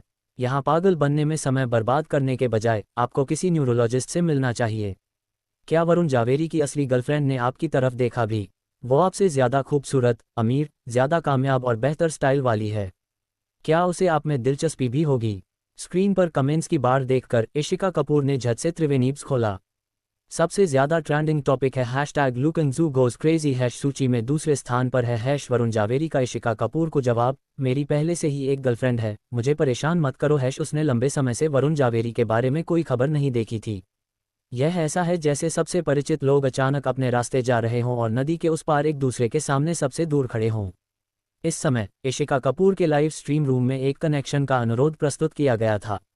इशिका कपूर ने एक अचंभे में सहमति देने का फैसला किया। स्क्रीन 2 हिस्सों में बंटी हुई है। कमरा एक बेहद शानदार लिविंग रूम है, जिसमें दीवारों पर रेट्रो पैटर्न और कस्टम मेड चमड़े के सोफे हैं, जो सभी मालिक की संपत्ति को प्रदर्शित करते हैं। कैमरे के सामने एक महिला है जिसके लहराते बाल उसकी कमर तक पहुंच रहे हैं। उसने गुलाबी रेशम का लाउंजवियर सेट पहना हुआ है। उसने हल्का मेकअप किया था जिससे एक परिष्कृत सामाजिक खिंचाव पैदा हुआ। दाईं ओर मानसी चौधरी हैं, वरुण जावेरी की आधिकारिक तौर पर घोषित प्रेमिका और मंगेतर। दोनों के बीच जमीन आसमान का फर्क है। मानसी चौधरी ने उपकरणों को व्यवस्थित किया और फिर शान से बोली, छोटी बच्ची, मैंने तुम्हारी उम्र की कई लड़कियों को देखा है और उन सभी की कुछ अवास्तविक कल्पनाएं होती हैं। लोग अलग अलग चीज़ों के साथ पैदा होते हैं और शॉर्टकट हर किसी के बस की बात नहीं। हर पल का आनंद लो और उन लोगों से मत जुड़ो जिनकी तुम कदर भी नहीं करते। मुझे नहीं पता कि तुमने ये सब क्यों गढ़ा या किसने तुम्हें मेरे पति को फंसाने के लिए कोई फ़ायदा पहुंचाने का वादा किया था, लेकिन मुझे उम्मीद है कि तुम समझोगी कि तुम्हें अपने चुने हुए रास्ते की जिम्मेदारी लेनी होगी, बजाय इसके कि अपना कचरा किसी और के दरवाजे पर फेंक दो। ये कहकर मानसी चौधरी लाइव स्ट्रीम से चली गईं, जिससे इशिका कपूर को कोई जवाब देने का मौका नहीं मिला। इशिका कपूर सचमुच निराश हो गईं। हालांकि उनकी कही हर बात सच थी, फिर भी किसी ने उनकी बात पर यकीन नहीं किया। मानसी चौधरी के चंद शब्दों से ऐसा लग रहा था जैसे उन्होंने वरुण जावेरी के दुश्मनों से पैसे लिए हों और जानबूझकर वरुण जावेरी को एक बेकाबू पागल कुत्ते की तरह फंसा रही हों। जिंदगी ने उन्हें एक और सबक सिखा दिया था। इस सबक का नाम है, कभी कभी तथ्य नहीं रह सकते। उनके सारे रास्ते बंद हो गए थे, उन्हें कोई रास्ता नजर नहीं आ रहा था। 1 घंटे बाद निखिल अरोड़ा को एक फ़ोन आया। कॉल किसी अनजान नंबर से थी, लेकिन आज उनका मूड अच्छा था, इसलिए उन्होंने फ़ोन उठाया। निखिल अरोड़ा, मैं इशिका कपूर हूँ। जैसे ही निखिल अरोड़ा फ़ोन रखने ही वाला था, इशिका कपूर बोली, फ़ोन मत रखना। अगर तुमने फ़ोन रखा तो मैं अभी यहीं कूद जाऊंगी। नीचे कूदो। निखिल अरोड़ा ने मुख्य बात बिल्कुल सही समझ ली। अध्याय 47 भाई का आलिंगन। मैं अभी लुओफेंग बिल्डिंग की 19वीं मंजिल पर हूँ और मैं तुमसे मिलना चाहूँगा। मैं यहाँ आधे घंटे तक तुम्हारा इंतज़ार करूँगा। अगर तुम आधे घंटे के अंदर नहीं आए तो मैं यहीं से कूद जाऊँगा। कूदने से पहले मैं इस बातचीत का पर्दाफाश कर दूंगी ताकि सबको पता चल जाए कि मैं इसलिए कूदी क्योंकि तुम नहीं आए। तुम ही हो जिसने मुझे मारा। शाम के 10:30 बज रहे थे। पतझड़ नज़दीक आ रहा था। शाम की हवा सर्द थी और इशिका कपूर ने सिर्फ एक ड्रेस पहनी हुई थी। बहुत ठंड है। वह हाथ में खंजर लिए निखिल अरोड़ा के आने का इंतजार कर रही थी ताकि जब वह न देख रहा हो तो वह उसे चाकू मार सके। इस दुनिया में उसके लिए संजोने लायक कुछ भी नहीं बचा था। ये सब झेलने के बाद सब उसे अजीब नज़रों से देख रहे थे, हर नज़र मानो उसका मजाक उड़ा रही हो। तुम जैसी औरत में जीने की हिम्मत कैसे हो सकती है? मर क्यों नहीं जाती? पर ऐसे मरना कितना अकेलापन होता है। वह चाहती थी कि कोई उसके साथ मरने के लिए मिले। निखिल अरोड़ा सबसे अच्छा उम्मीदवार है। अगर निखिल अरोड़ा अचानक बदल न जाता और उसके लिए गाने लिखना बंद न कर देता। अगर निखिल अरोड़ा ने कैंपस के टॉप 10 सिंगर्स कंपटीशन में हिस्सा न लिया होता और उससे मुकाबला करने की जिद न की होती तो वह वरुण जवेरी से न मिलती और यह सब कुछ न होता। सब निखिल अरोड़ा की गलती है। निखिल अरोड़ा का यही एहसान है। निखिल अरोड़ा ने फ़ोन रख दिया और तुरंत नंबर ब्लॉक कर दिया। रही बात आधी रात को किसी इमारत की छत पर जाने की, तो कोई बेवकूफ़ ही ऐसा करेगा। फिर भी निखिल अरोड़ा ने इशिका कपूर के लिए 110 डायल कर दिया। पेशेवर मामलों को पेशेवरों पर ही छोड़ देना चाहिए। सिर पर चादर ओढ़कर निखिल अरोड़ा रात भर चैन की नींद सोता रहा। सपने में उसने देखा कि चलो साथ मिलकर उल्कापिंडों की बौछार देखते हैं। फिल्म सैटेलाइट टीवी पर फिल्माई और प्रसारित की गई। जिस शो से किसी को कोई खास उम्मीद नहीं थी, वह रातों रात रेटिंग में नंबर 1 शो बन गया। भाई लिन, तुम आधी रात को नींद में बातें कर रहे हो। सुबह सुबह निखिल अरोड़ा ने रोहिन महाजन को अपने बिस्तर के किनारे भूत की तरह बैठे देखा। तुम्हें क्या हो गया है? तुम्हारे डार्क सर्कल्स कितने खराब हैं? रोहिन महाजन के चेहरे पर और भी ज्यादा नाराजगी थी, मानो निखिल अरोड़ा ने उनका अपमान किया हो। तुम्हारी हिम्मत कैसे हुई ऐसा कहने की? तुम कल रात नींद में चल रहे थे, क्या तुम्हें पता था? निखिल अरोड़ा ने ईमानदारी से अपना सिर हिलाया। पता नहीं। आह! रोहिन महाजन ने एक दर्दनाक भूतिया चीख निकाली। कल रात मैं अपने कामुक सपने के आधे रास्ते पर था, बस उस बिंदु पर पहुंचने की तैयारी कर रहा था। तभी तुम कमीने मेरे बिस्तर के पास आए, मेरे कंधे पकड़े और मुझे जोर से हिलाने लगे। तुमने मेरे दोस्त को इतना धीरे से हिलाया है। मैं तुमसे पूछ रहा हूं कि तुम क्या चाहते हो? तुम मुझे बताओ कि मैं तुम्हारा पैसों का पेड़ हूं, मुझे जितना हिलाओगे उतने पैसे गिरेंगे। भाई लिन, बताओ, क्या तुम इंसान भी हो? मुझे तुमसे नफरत है। मुझे तुमसे नफरत है। निखिल अरोड़ा ने अपनी नाक छुई। क्या ये वाकई इतना बड़ा चढ़ाकर कहा गया है? लेकिन कल रात मैंने सपना देखा कि मुझे एक पैसों का पेड़ मिला और मैं पेड़ के नीचे खड़ा हो गया और उसे धक्का दे दिया। अनगिनत सोने चांदी के रत्न फुसफुसाहट की आवाज़ के साथ नीचे गिर पड़े। तुम थोड़ी देर और क्यों नहीं सो जाते? रोहिन महाजन ने जोर से जम्हाई ली। मुझे थोड़ी नींद लेनी है। मैंने 2 घंटे का अलार्म लगा रखा है। अगर तुम नहीं उठ सकते तो मुझे जगा देना। उस क्लास की टीचर तो वाकई शैतान है। अगर मैं क्लास से बाहर गया तो वो मेरी खाल नोच डालेगी। ठीक है, सो जाओ। निखिल अरोड़ा ने अपनी चप्पलें पहनी, आंखें मली और नहाने के लिए बाथरूम में चला गया। मैंने अपना फ़ोन दीवार पर लगी शेल्फ पर रख दिया और आदतन सुबह की खबरें खोलीं। 25 अक्टूबर की रात 10 बजे प्योंगयांग सिटी पुलिस को एक चिंतित नागरिक से सूचना मिली कि एक महिला रोफेंग बिल्डिंग की सबसे ऊपरी मंजिल पर खड़ी होकर आत्महत्या का प्रयास कर रही है। सूचना मिलने के बाद पुलिस घटनास्थल पर पहुंची और पाया कि आत्महत्या करने का इरादा रखने वाला व्यक्ति त्रिवेणी फिल्म यूनिवर्सिटी का एक नया छात्र जियासुए छद्म नाम था। जियासुए के पास एक धारदार हथियार था। बचाव अभियान के दौरान 2 पुलिस अधिकारी घायल हो गए और उन्हें इलाज के लिए अस्पताल भेज दिया गया है। प्रारंभिक तौर पर संदेह है कि जियासुए मानसिक रूप से बीमार है। उसे पुलिस ने हिरासत में ले लिया है और निदान और उपचार के लिए प्योंगयांग शहर के थर्ड ब्रेन हॉस्पिटल भेज दिया है। रिपोर्टर आगे की स्थिति पर नजर रखेंगे। उद्धरण चिन्ह उद्धरण चिन्ह। हल्की बर्फबारी। इशिका कपूर। निखिल अरोड़ा ने दांत ब्रश करते हुए न्यूज़ स्क्रीन पर नजर डाली। ये वाकई इशिका कपूर ही थीं। मुझे उम्मीद नहीं थी कि इशिका कपूर धारदार हथियार लेकर जा रही होंगी। अगर मैं कल रात वहां गया होता। निखिल अरोड़ा ने जल्दी से अपना सिर हिला दिया। मैं इसके बारे में सोचने की भी हिम्मत नहीं कर सकता। नहा धोकर निखिल अरोड़ा और अनीश वर्मा ने वीडियो कॉल पर साथ मिलकर मेटियोर शावर देखने के ऑडिशन के लिए जगह और तरीका तय किया। एक बार जब अभिनेताओं की पटकथा तैयार हो जाएगी और फिल्मांकन टीम तैयार हो जाएगी तो तुरंत ही बड़े पैमाने पर ऑडिशन आयोजित किया जाएगा। फ़ोन करने के बाद तीसरा पीरियड शुरू होने वाला था। निखिल अरोड़ा ने रोहिन महाजन को जगाया और रोहिन महाजन के तैयार होने के बाद दोनों साथ साथ कक्षा में गए। कक्षा में ज्यादातर लोग सुबह की खबरों पर चर्चा कर रहे थे। हालांकि इशिका कपूर की आंखें धुंधली थीं, फिर भी उनकी खास लाल पोशाक और शारीरिक बनावट के कारण कई लोग उन्हें आसानी से पहचान पा रहे थे। इशिका कपूर क्या वाकई आत्महत्या करना चाहती है? ऐसे में कई लोग ऑनलाइन संदेश छोड़ेंगे जिसमें सभी से इशिका कपूर के खिलाफ हो रही साइबर बुलिंग रोकने की अपील की जाएगी। आखिरकार मौत शब्द अनजाने में ही अपनी छवि धूमिल करने का सबसे अच्छा जरिया बन गया है। जब तक आप मरने का साहस करते हैं, आप जनता की नज़र में कमज़ोर हैं, जिसकी रक्षा ज़रूरी है। लेकिन इस बार इशिका कपूर आत्महत्या करना चाहती थी। इशिका कपूर, जिसने अभी अभी ऑनलाइन एक भड़काऊ भाषण दिया था। इशिका कपूर, जो आत्महत्या तो करना चाहती थी, लेकिन अपने साथ 2 पुलिस वालों को भी मौत के घाट उतारना चाहती थी। सुबह की खबर के बाद इशिका कपूर का नाम एक बार फिर चर्चा में आ गया। अगर मरना ही है तो कम से कम जल्दी मरो और सरकारी संसाधनों की बर्बादी बंद करो। मैं दूसरों को आत्महत्या करने से रोकने की कोशिश करूं, लेकिन यह औरत सचमुच मरने लायक है। जब इशिका कपूर अस्पताल में उठी तो ऑनलाइन कमेंट्स पढ़े बिना नहीं रह सकीं। मेरे दिल का आखिरी सहारा भी आखिरकार टूट गया। अपने हाथ में आईवी फ्लूइड देखकर इशिका कपूर ने बोतल मेज के कोने पर पटक दी। लिक्विड की बोतल आधी टूटी हुई थी, फिर भी उन्होंने बोतल थामी और अंदर का लिक्विड गटक लिया। सब कह रहे थे कि वो पागल हो गई हैं। लगता है वो पागल हो गई हैं। नुकीले शीशे ने उनकी ठुड्डी, होंठ और उंगलियां काट दीं। बर्फ जैसी सफ़ेद चादरों और कंबलों पर खून के धब्बे एक चौंकाने वाला नज़ारा था। तुम सब मुझे मजबूर कर रहे हो, तुम सब मुझे मजबूर कर रहे हो। ठीक है, मैं बस मर जाऊंगी। ठीक है, मैं बस मर जाऊंगी। और फिर क्या इशिका कपूर को बचा लिया गया? दोपहर में मिनाली राव और निखिल अरोड़ा साथ बैठे इशिका कपूर मामले में ऑनलाइन पोस्ट की गई ताज़ा घटनाओं पर नज़र रख रहे थे। इशिका कपूर नाम तो मानो किसी और दुनिया का प्रतिनिधित्व करता है। निखिल अरोड़ा ने त्रिवेणीब्स पर फिर से सर्च किया। उन्होंने मिनाली राव को दिखाया और उन्होंने कहा कि उस व्यक्ति को बचा लिया गया था, लेकिन दवा ने उसके दिमाग को इतना नुकसान पहुंचाया कि उसे कभी ठीक नहीं किया जा सकता। अब से इशिका कपूर की बुद्धि हमेशा 3 साल के बच्चे के स्तर की रहेगी। मिनाली राव ने अपनी ठुड्डी अपने हाथ पर टिका ली। इशिका कपूर का आत्महत्या का प्रयास अप्रत्याशित था और एक इमारत से कूदने में नाकाम रहने के बाद अस्पताल में उनका दूसरा आत्महत्या का प्रयास और भी अप्रत्याशित था। हालांकि इसने उन्हें तुरंत सर्वश्रेष्ठ डॉक्टर से संपर्क करने और उन्हें इशिका कपूर की सर्जरी के लिए उड़ान भरने के लिए कहने से नहीं रोका। मौत उनके लिए बहुत अच्छी थी। वह चाहती थी कि इशिका कपूर असहनीय पीड़ा का जीवन जिए। हर पल अपनी गलतियों का प्रायश्चित करने का समय होता है। मिनाली राव आज्ञाकारी भाव से निखिल अरोड़ा के सीने से लिपट गईं और बोली, भाई वह कितनी दयनीय है। ओह, ये वाकई भयानक है।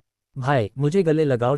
अध्याय 48 वह हमेशा चमकता रहेगा। शुक्रवार, एक दिन बाद त्रिवेणी फिल्म विश्वविद्यालय परिसर के शीर्ष 10 गायकों की प्रतियोगिता, शीर्ष 20 से शीर्ष 10 में आगे बढ़ने की प्रतियोगिता निर्धारित समय पर शुरू हो गई है। पिछली प्रतियोगिता के अनुभव के साथ रोहिन महाजन कस्टम मेड सहायक वस्तुओं का ऑर्डर देने में और अधिक पेशेवर हो गए हैं। हालांकि रोहिन महाजन ने इस बार व्यक्तिगत रूप से कोई स्टॉल नहीं लगाया। इसके बजाय उन्होंने पूरा रेडी पटरी का धंधा संजय राठौड़ और विवेक सलूजा को सौंप दिया। रोहिन महाजन को इस तरह की रेडी पटरी वाली अर्थव्यवस्था बहुत पसंद है। हो सके तो उन्हें एक एक करके चीज़ें बेचने का बहुत मज़ा आता है, लेकिन निखिल अरोड़ा इसकी इजाज़त नहीं देते। मेटियोर शावर के प्रसारण के बाद आप ज़रूर मशहूर हो जाएंगे और अगर लोग आपका अतीत खो देंगे तो बुरा होगा।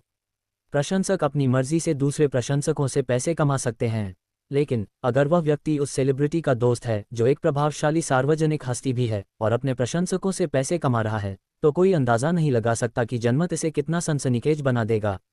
स्कूल के लिए यह आश्चर्य की बात थी कि इस प्रतियोगिता के दौरान स्कूल के इतिहास का सबसे भयावह दृश्य सामने आया।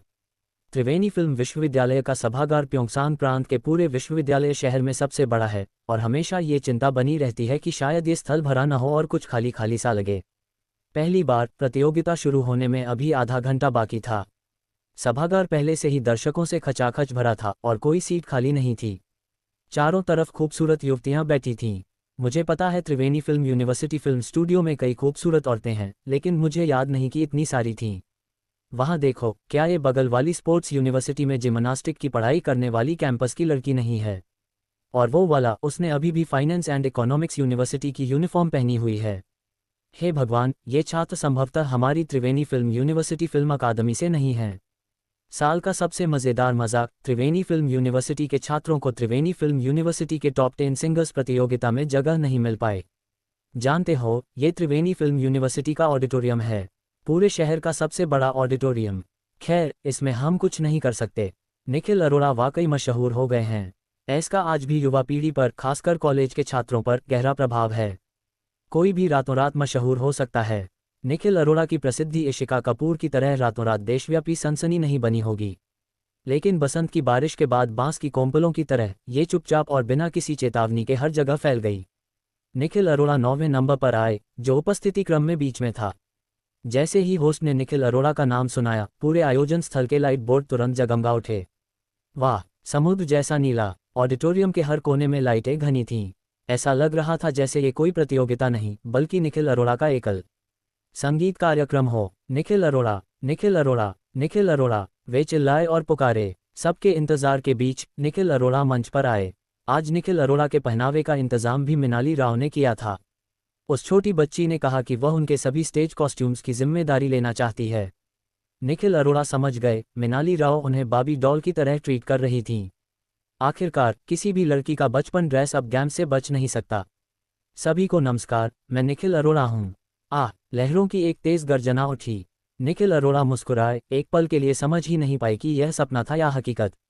बहुत बहुत बहुत समय पहले ऐसा लगता है जैसे ये किसी पिछले जन्म की बात हो।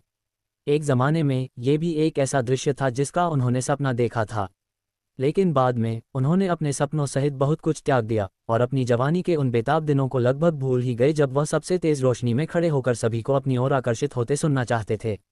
इस जन्म में उन्होंने वह सब कुछ वापस पा लिया जो उन्होंने खोया था। वह कितने भाग्यशाली हैं। आज का गाना है बिग फिश। इस बार निखिल अरोड़ा ने खुद नहीं गाया और न ही वाद्य यंत्र बजाया, बल्कि स्कूल को पहले ही संगत भेज दी। बिग फिश एक और अनोखा गाना। निखिल अरोड़ा की गाने की प्रोडक्शन स्पीड बहुत तेज है। खेतों में सुअर भी इतनी बार प्रजनन करते हैं। इनकी तुलना में प्रोडक्शन टीम के गधे भी खुद पर शर्मिंदा हो जाएंगे। चुप रहो, गाना शुरू होने वाला है। निखिल अरोड़ा ने सफ़ेद सूट पहना हुआ था। मंच की नीली रोशनियां निखिल अरोड़ा पर पड़ रही थीं, जिससे वे किसी गहरे समुद्र में गिरे हुए मुसाफिर जैसे लग रहे थे। खूबसूरत, स्वप्निल, रहस्यमयी।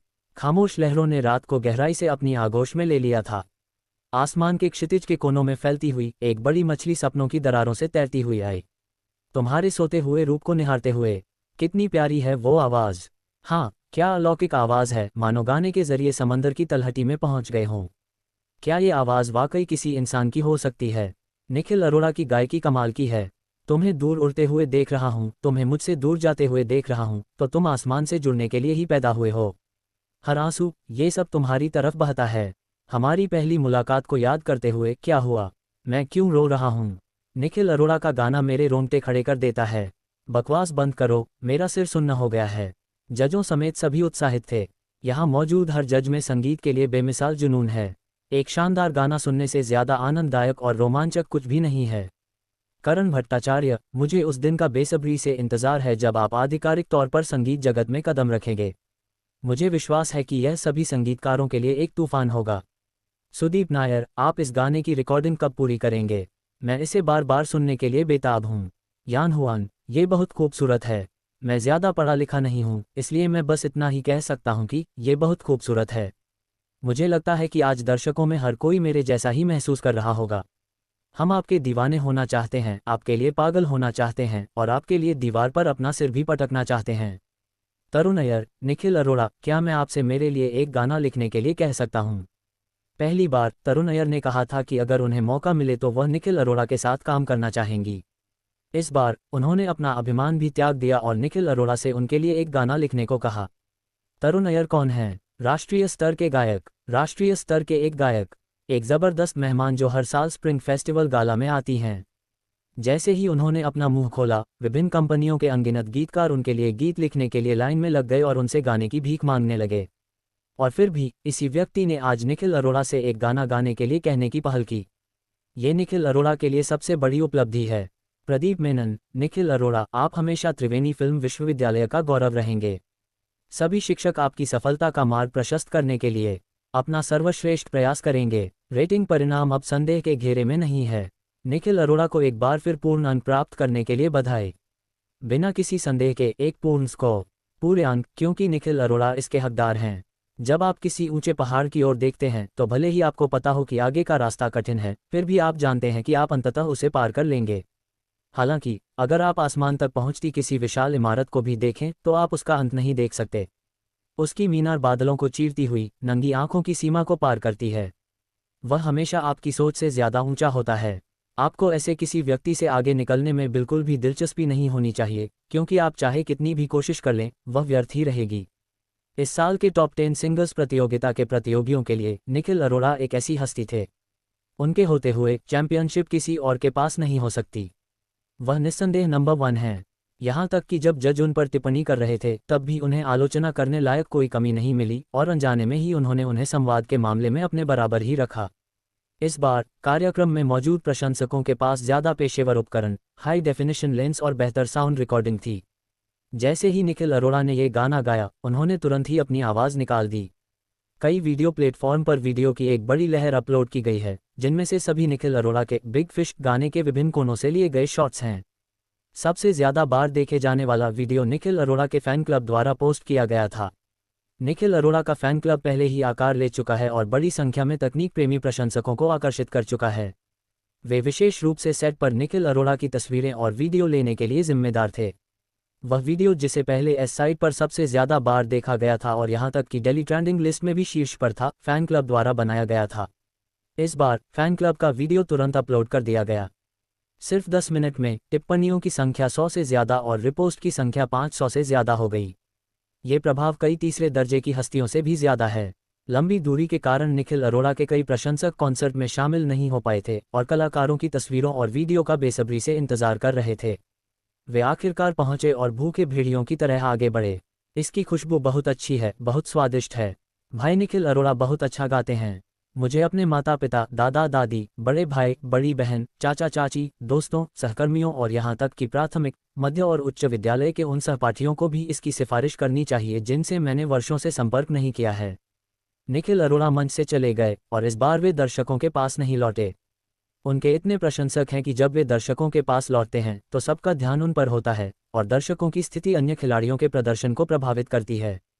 जब किसी का आभामंडल बहुत ज़्यादा बढ़ जाता है तो उसे अनिवार्य रूप से जनता से एक निश्चित दूरी बनाए रखनी पड़ती है। सौभाग्य से मुझे अपने भाई से दूरी बनाए रखने की ज़रूरत नहीं है। जैसे ही निखिल अरोड़ा मंच से उतरे, मिनाली राव उनसे लिपट गईं।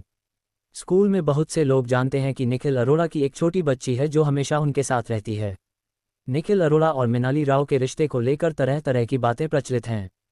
कुछ लोग कहते हैं कि मिनाली राव निखिल अरोड़ा की प्रेमिका हैं। हालांकि मिनाली राव और निखिल अरोड़ा का रिश्ता प्रेमी प्रेमिका जैसा नहीं लगता। हालांकि वे करीब हैं, फिर भी उनके बीच हमेशा कुछ न कुछ चलता रहता है। हालांकि हाथ पकड़ना और गले लगना अंतरंग भाव हैं, मैंने उन्हें कभी प्रेमियों की तरह चुंबन करते नहीं देखा।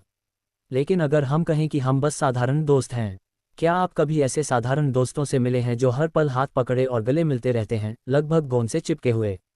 कुछ लोग कहते हैं कि मिनाली राव एक चापलूस हैं जो निखिल अरोड़ा के लोकप्रिय होने पर उन पर फिदा हो गईं। लेकिन क्या आपने कभी किसी चापलूस को संबंधित व्यक्ति द्वारा खुलेआम सामने लाते हुए देखा है, जिससे उसे पर्याप्त चेहरा और आत्मविश्वास मिला है? निखिल अरोड़ा द्वारा बिगाड़ा जाना मिनाली राव के लिए उनके पक्ष में खड़े होने के आत्मविश्वास का सबसे बड़ा स्रोत है। ये शब्द मिनाली राव के कानों तक पहुंचे। उसके पास इसके बारे में कहने के लिए केवल 4 शब्द थे।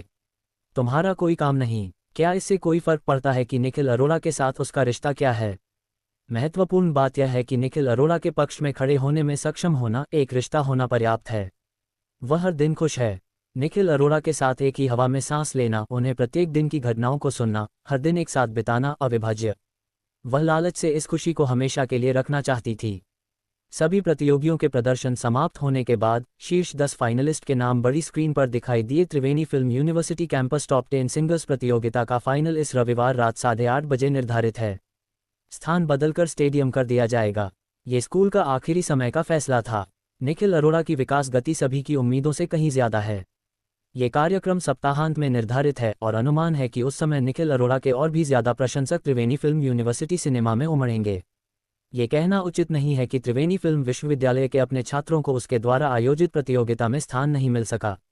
त्रिवेणी फिल्म विश्वविद्यालय प्रतियोगिता पर बाहरी लोगों का ध्यान आकर्षित करना भी स्कूल की प्रतिष्ठा बढ़ाने का एक तरीका है और लोगों को आने से रोकना अनुचित होगा। इसलिए स्कूल ने प्रतियोगिता स्थल को अस्थायी रूप से बदलने का फैसला किया। उसकी जगह एक स्टेडियम बनाया जाएगा। एक ऐसा स्टेडियम जो 20,000 लोगों की क्षमता वाला हो। जैसा कि पिछली प्रतियोगिताओं की परंपरा रही है, फाइनल का सीधा प्रसारण जनता के लिए किया जाएगा और उसी समय ऑनलाइन वोटिंग चैनल भी खोले जाएंगे। अंतिम रैंकिंग ऑनलाइन और ऑफलाइन वोटिंग के संयोजन से तय की जाएगी। प्रतियोगिता समाप्त होने के बाद प्रतियोगी और दर्शक एक एक करके कार्यक्रम स्थल से चले गए। लेकिन एक अजीब दृश्य सामने आया। कई दर्शक अपनी जगह पर डटे रहे, उनकी नज़रें बैकस्टेज पर टिकी रहीं।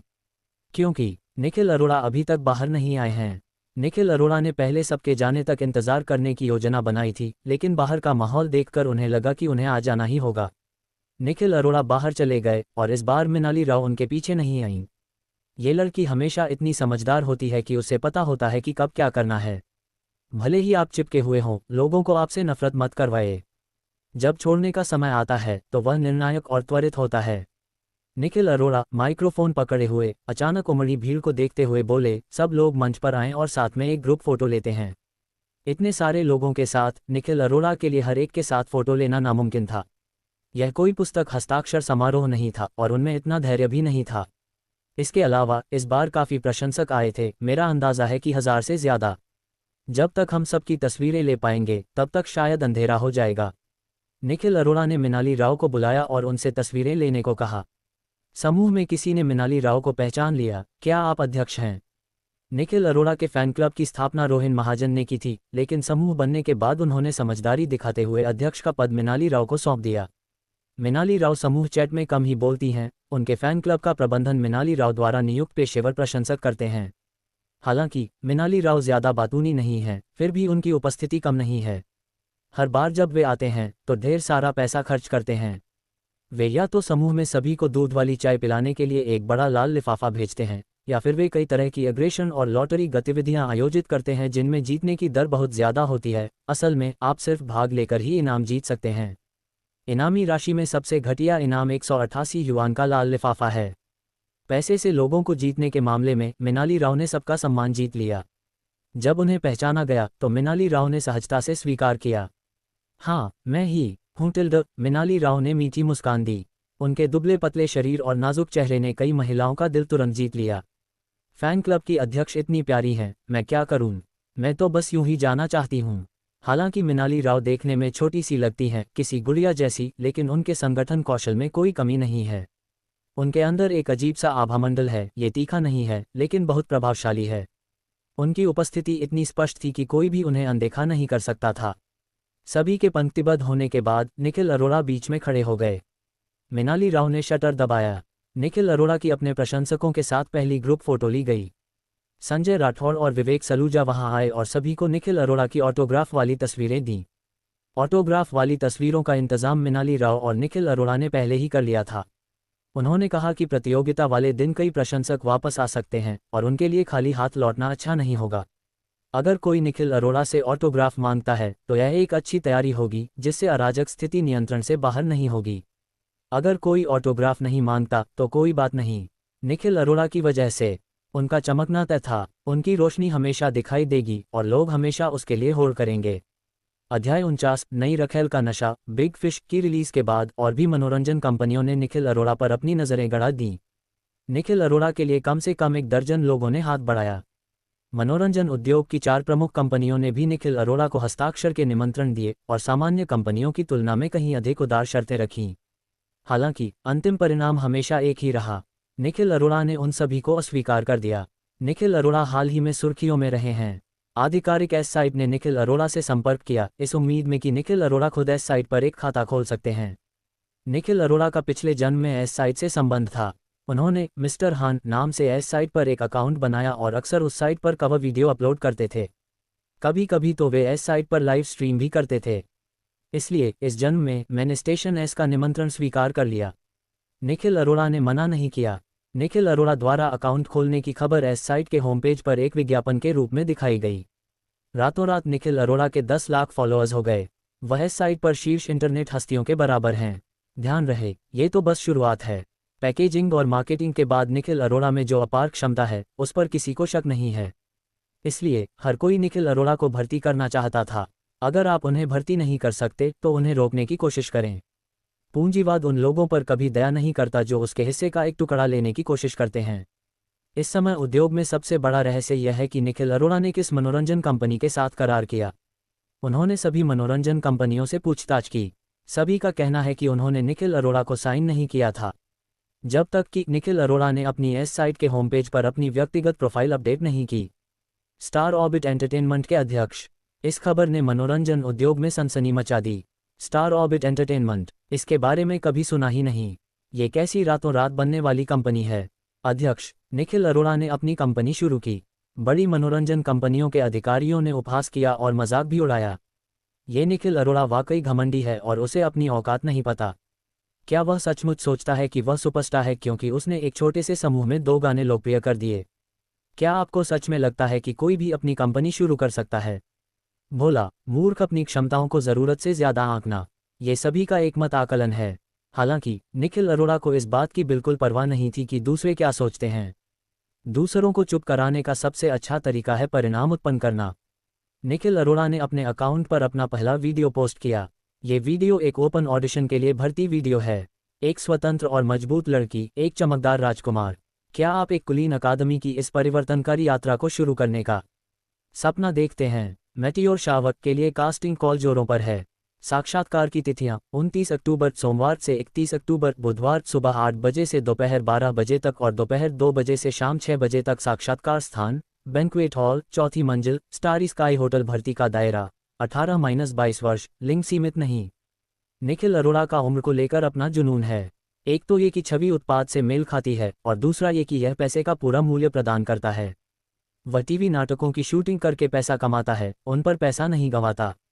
वीडियो रिलीज होते ही एस साइट के जानबूझकर बनाए गए ट्रैफिक समर्थन और इसके विषय की अपील की बदौलत ये तेजी से ट्रेंडिंग वीडियो बन गया। ये जानना जरूरी है कि एस साइट के मुख्य दर्शक छात्र हैं। स्टार बनने का सपना किसने नहीं देखा?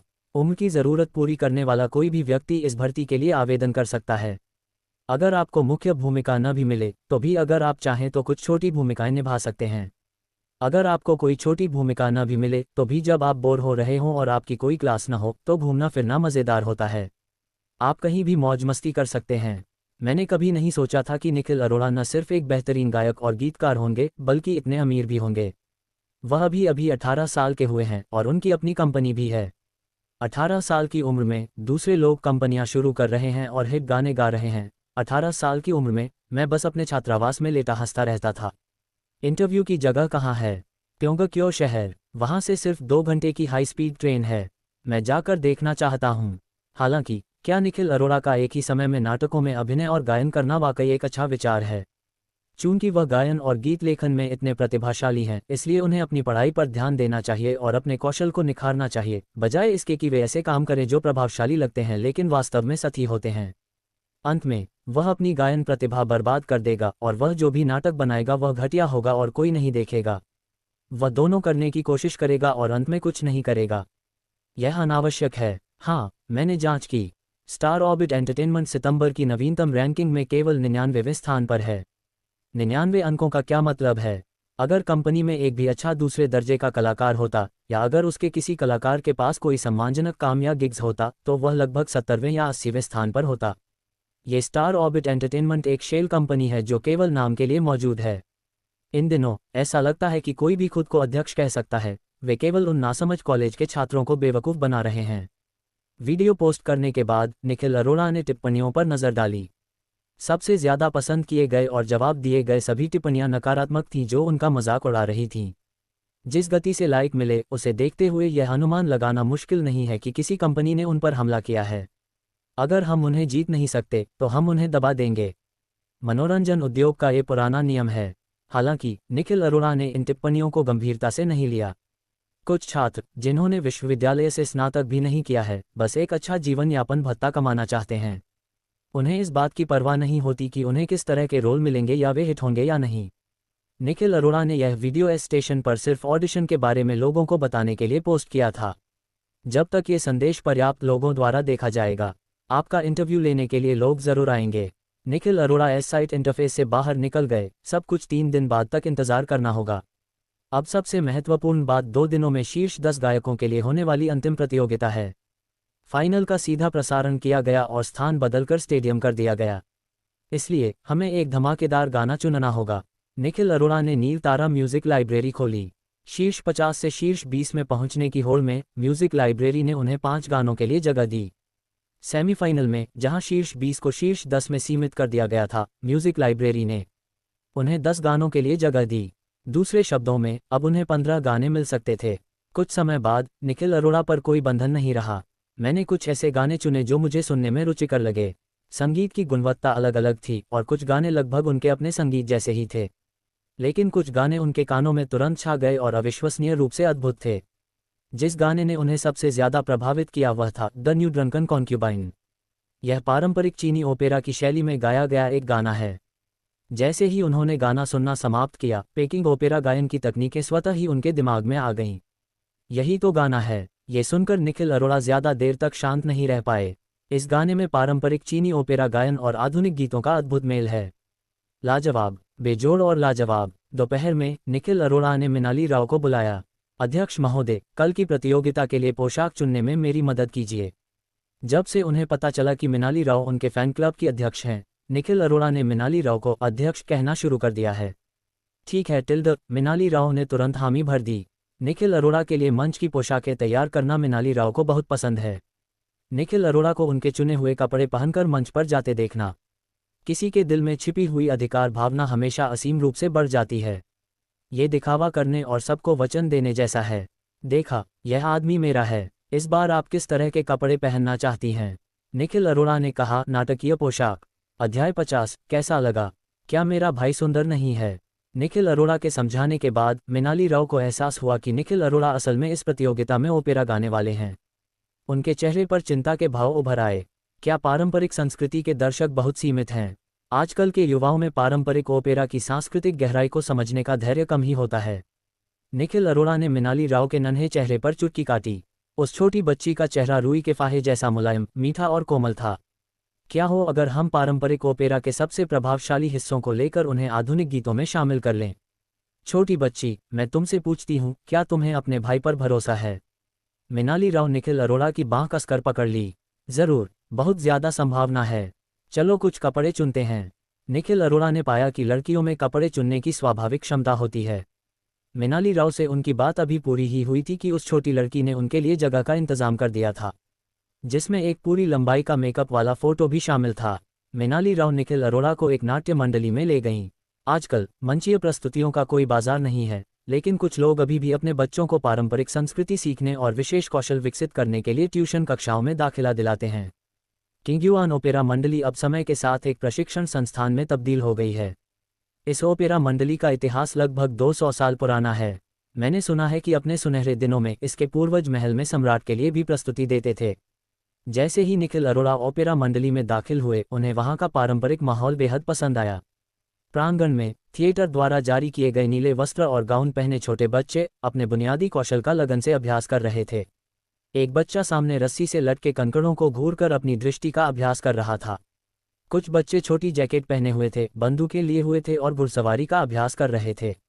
हर तरफ बड़बड़ाहट और कूकने की आवाज़ें गूंज रही थीं। यहाँ आकर ऐसा लगता है जैसे समय में यात्रा कर रहे हों।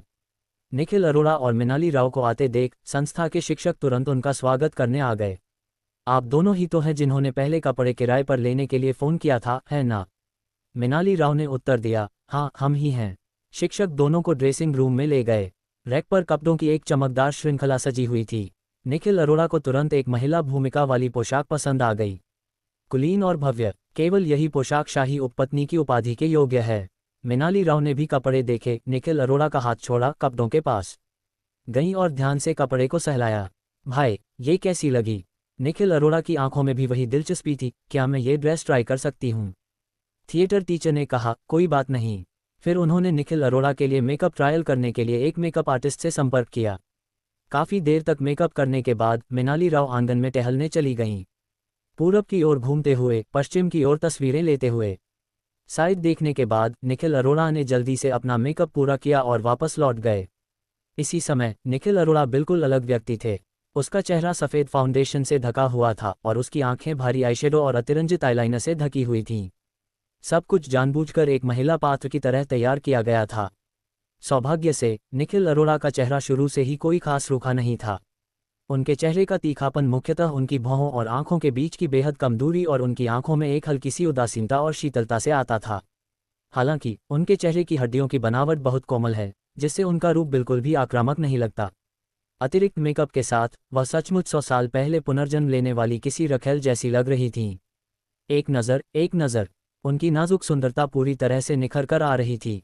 कितनी सुंदर, भाई, मृणाली राव आश्चर्य से बोलीं। निखिल अरोड़ा का यह एक ऐसा रूप था जो उन्होंने पहले कभी नहीं देखा था। निखिल अरोड़ा ऐसे ही काम के लिए पैदा हुए थे। वह बेहद बहुमुखी हैं और चाहे किसी भी तरह के कपड़े पहने हों अच्छी लगती हैं। उनकी सुंदरता एक भंवर की तरह थी जो लोगों को अपनी ओर इतना खींच लेती थी कि वे नज़रें हटा ही नहीं पाते थे। कपड़े पहनने के बाद पहनावा बदल जाता है। अब इस शो को शुरू करने का समय आ गया है।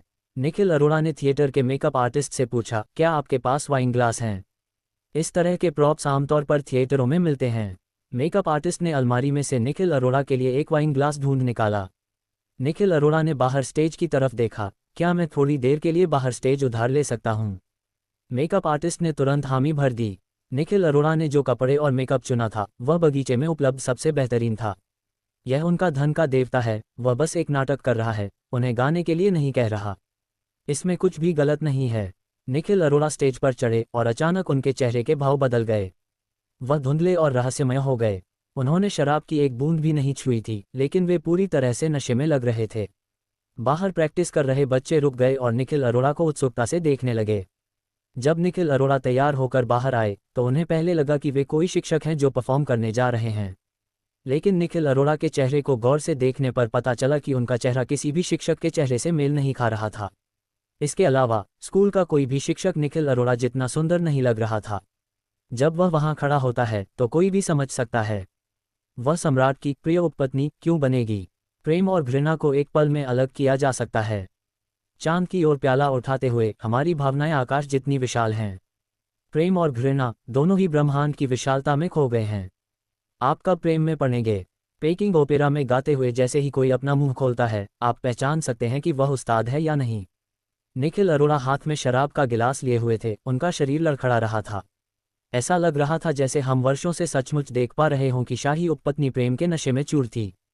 हर चीख शोकाकुल, धीमी और मार्मिक थी। खास बात यह है कि यह बहुत अच्छा लग रहा है। यह अद्भुत लग रहा है। यह एक मधुर ध्वनि है जिसकी हर कोई सराहना कर सकता है। गुलदाउदी की छत पर चांद का प्रतिबिंब है, मेरे दिल में ठंडक कौन जानता है। सम्राट की गोद में मदहोश तांग राजवंश के स्वप्न में प्रेम। अद्भुत, बिल्कुल अद्भुत। शोर सुनकर थिएटर में मौजूद दूसरे शिक्षक बाहर आ गए। उन्होंने ये गीत पहले कभी नहीं सुना था। मुझे लगा कि यह किसी दूसरे शिक्षक द्वारा विकसित संगीत का कोई नया अंश है। जल्दी से बाहर आओ और देखो कि यह कौन सा शिक्षक है।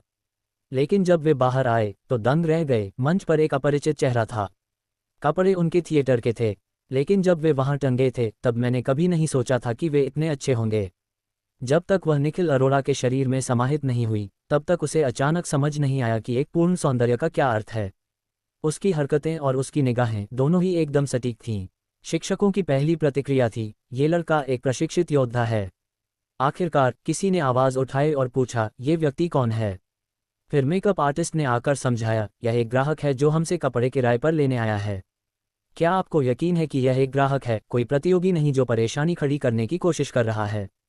ऐसा नहीं था कि ओपेरा गायिका बहुत ज्यादा सोच रही थी। बात बस इतनी थी कि पूरे राजनगर शहर को देखते हुए निखिल अरोड़ा जैसी क्षमता वाले लोग मुट्ठी भर ही हैं। निखिल अरोड़ा ने मंच छोड़ने से पहले ओपेरा शैली के गायन की कुछ पंक्तियां ही गाईं। यह उनका पेकिंग ओपेरा गायन का पहला अनुभव भी था, इसलिए उन्हें पहले अभ्यास करना जरूरी था। इतने शानदार स्थान को बर्बाद नहीं करना चाहिए। ये शिक्षक किसके अधीन पड़ रहा है?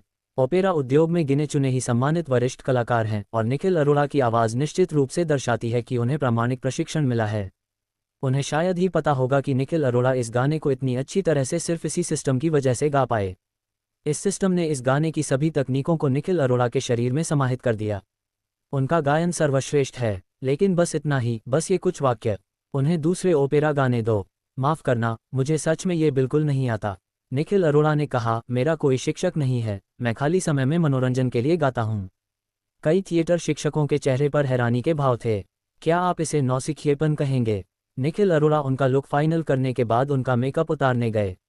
अगर वह इस मेकअप लुक में बाहर निकलते तो सबका ध्यान अपनी ओर खींच लेते। अभी उनमें इतनी सामाजिक शेखी बघाड़ने की क्षमता नहीं है। 20 मिनट बाद निखिल अरोड़ा सबके सामने फिर से प्रकट हुए, एक शांत स्वभाव के व्यक्ति के रूप में। निखिल अरोड़ा को छोटी मोटी बातें पसंद नहीं थीं और उन्होंने ओपेरा शिक्षक के कई सवालों के जवाब भी नहीं दिए। वह बस साधारण सौदेबाजी करना पसंद करते हैं। उनके स्वभाव में अभी भी एक तरह का अलगाव और ठंडापन था। हालांकि मिनाली राव के सामने आते ही यह अलगाव और ठंडापन कुछ हद तक गायब हो गया। तो क्या मेरा भाई सुंदर नहीं है?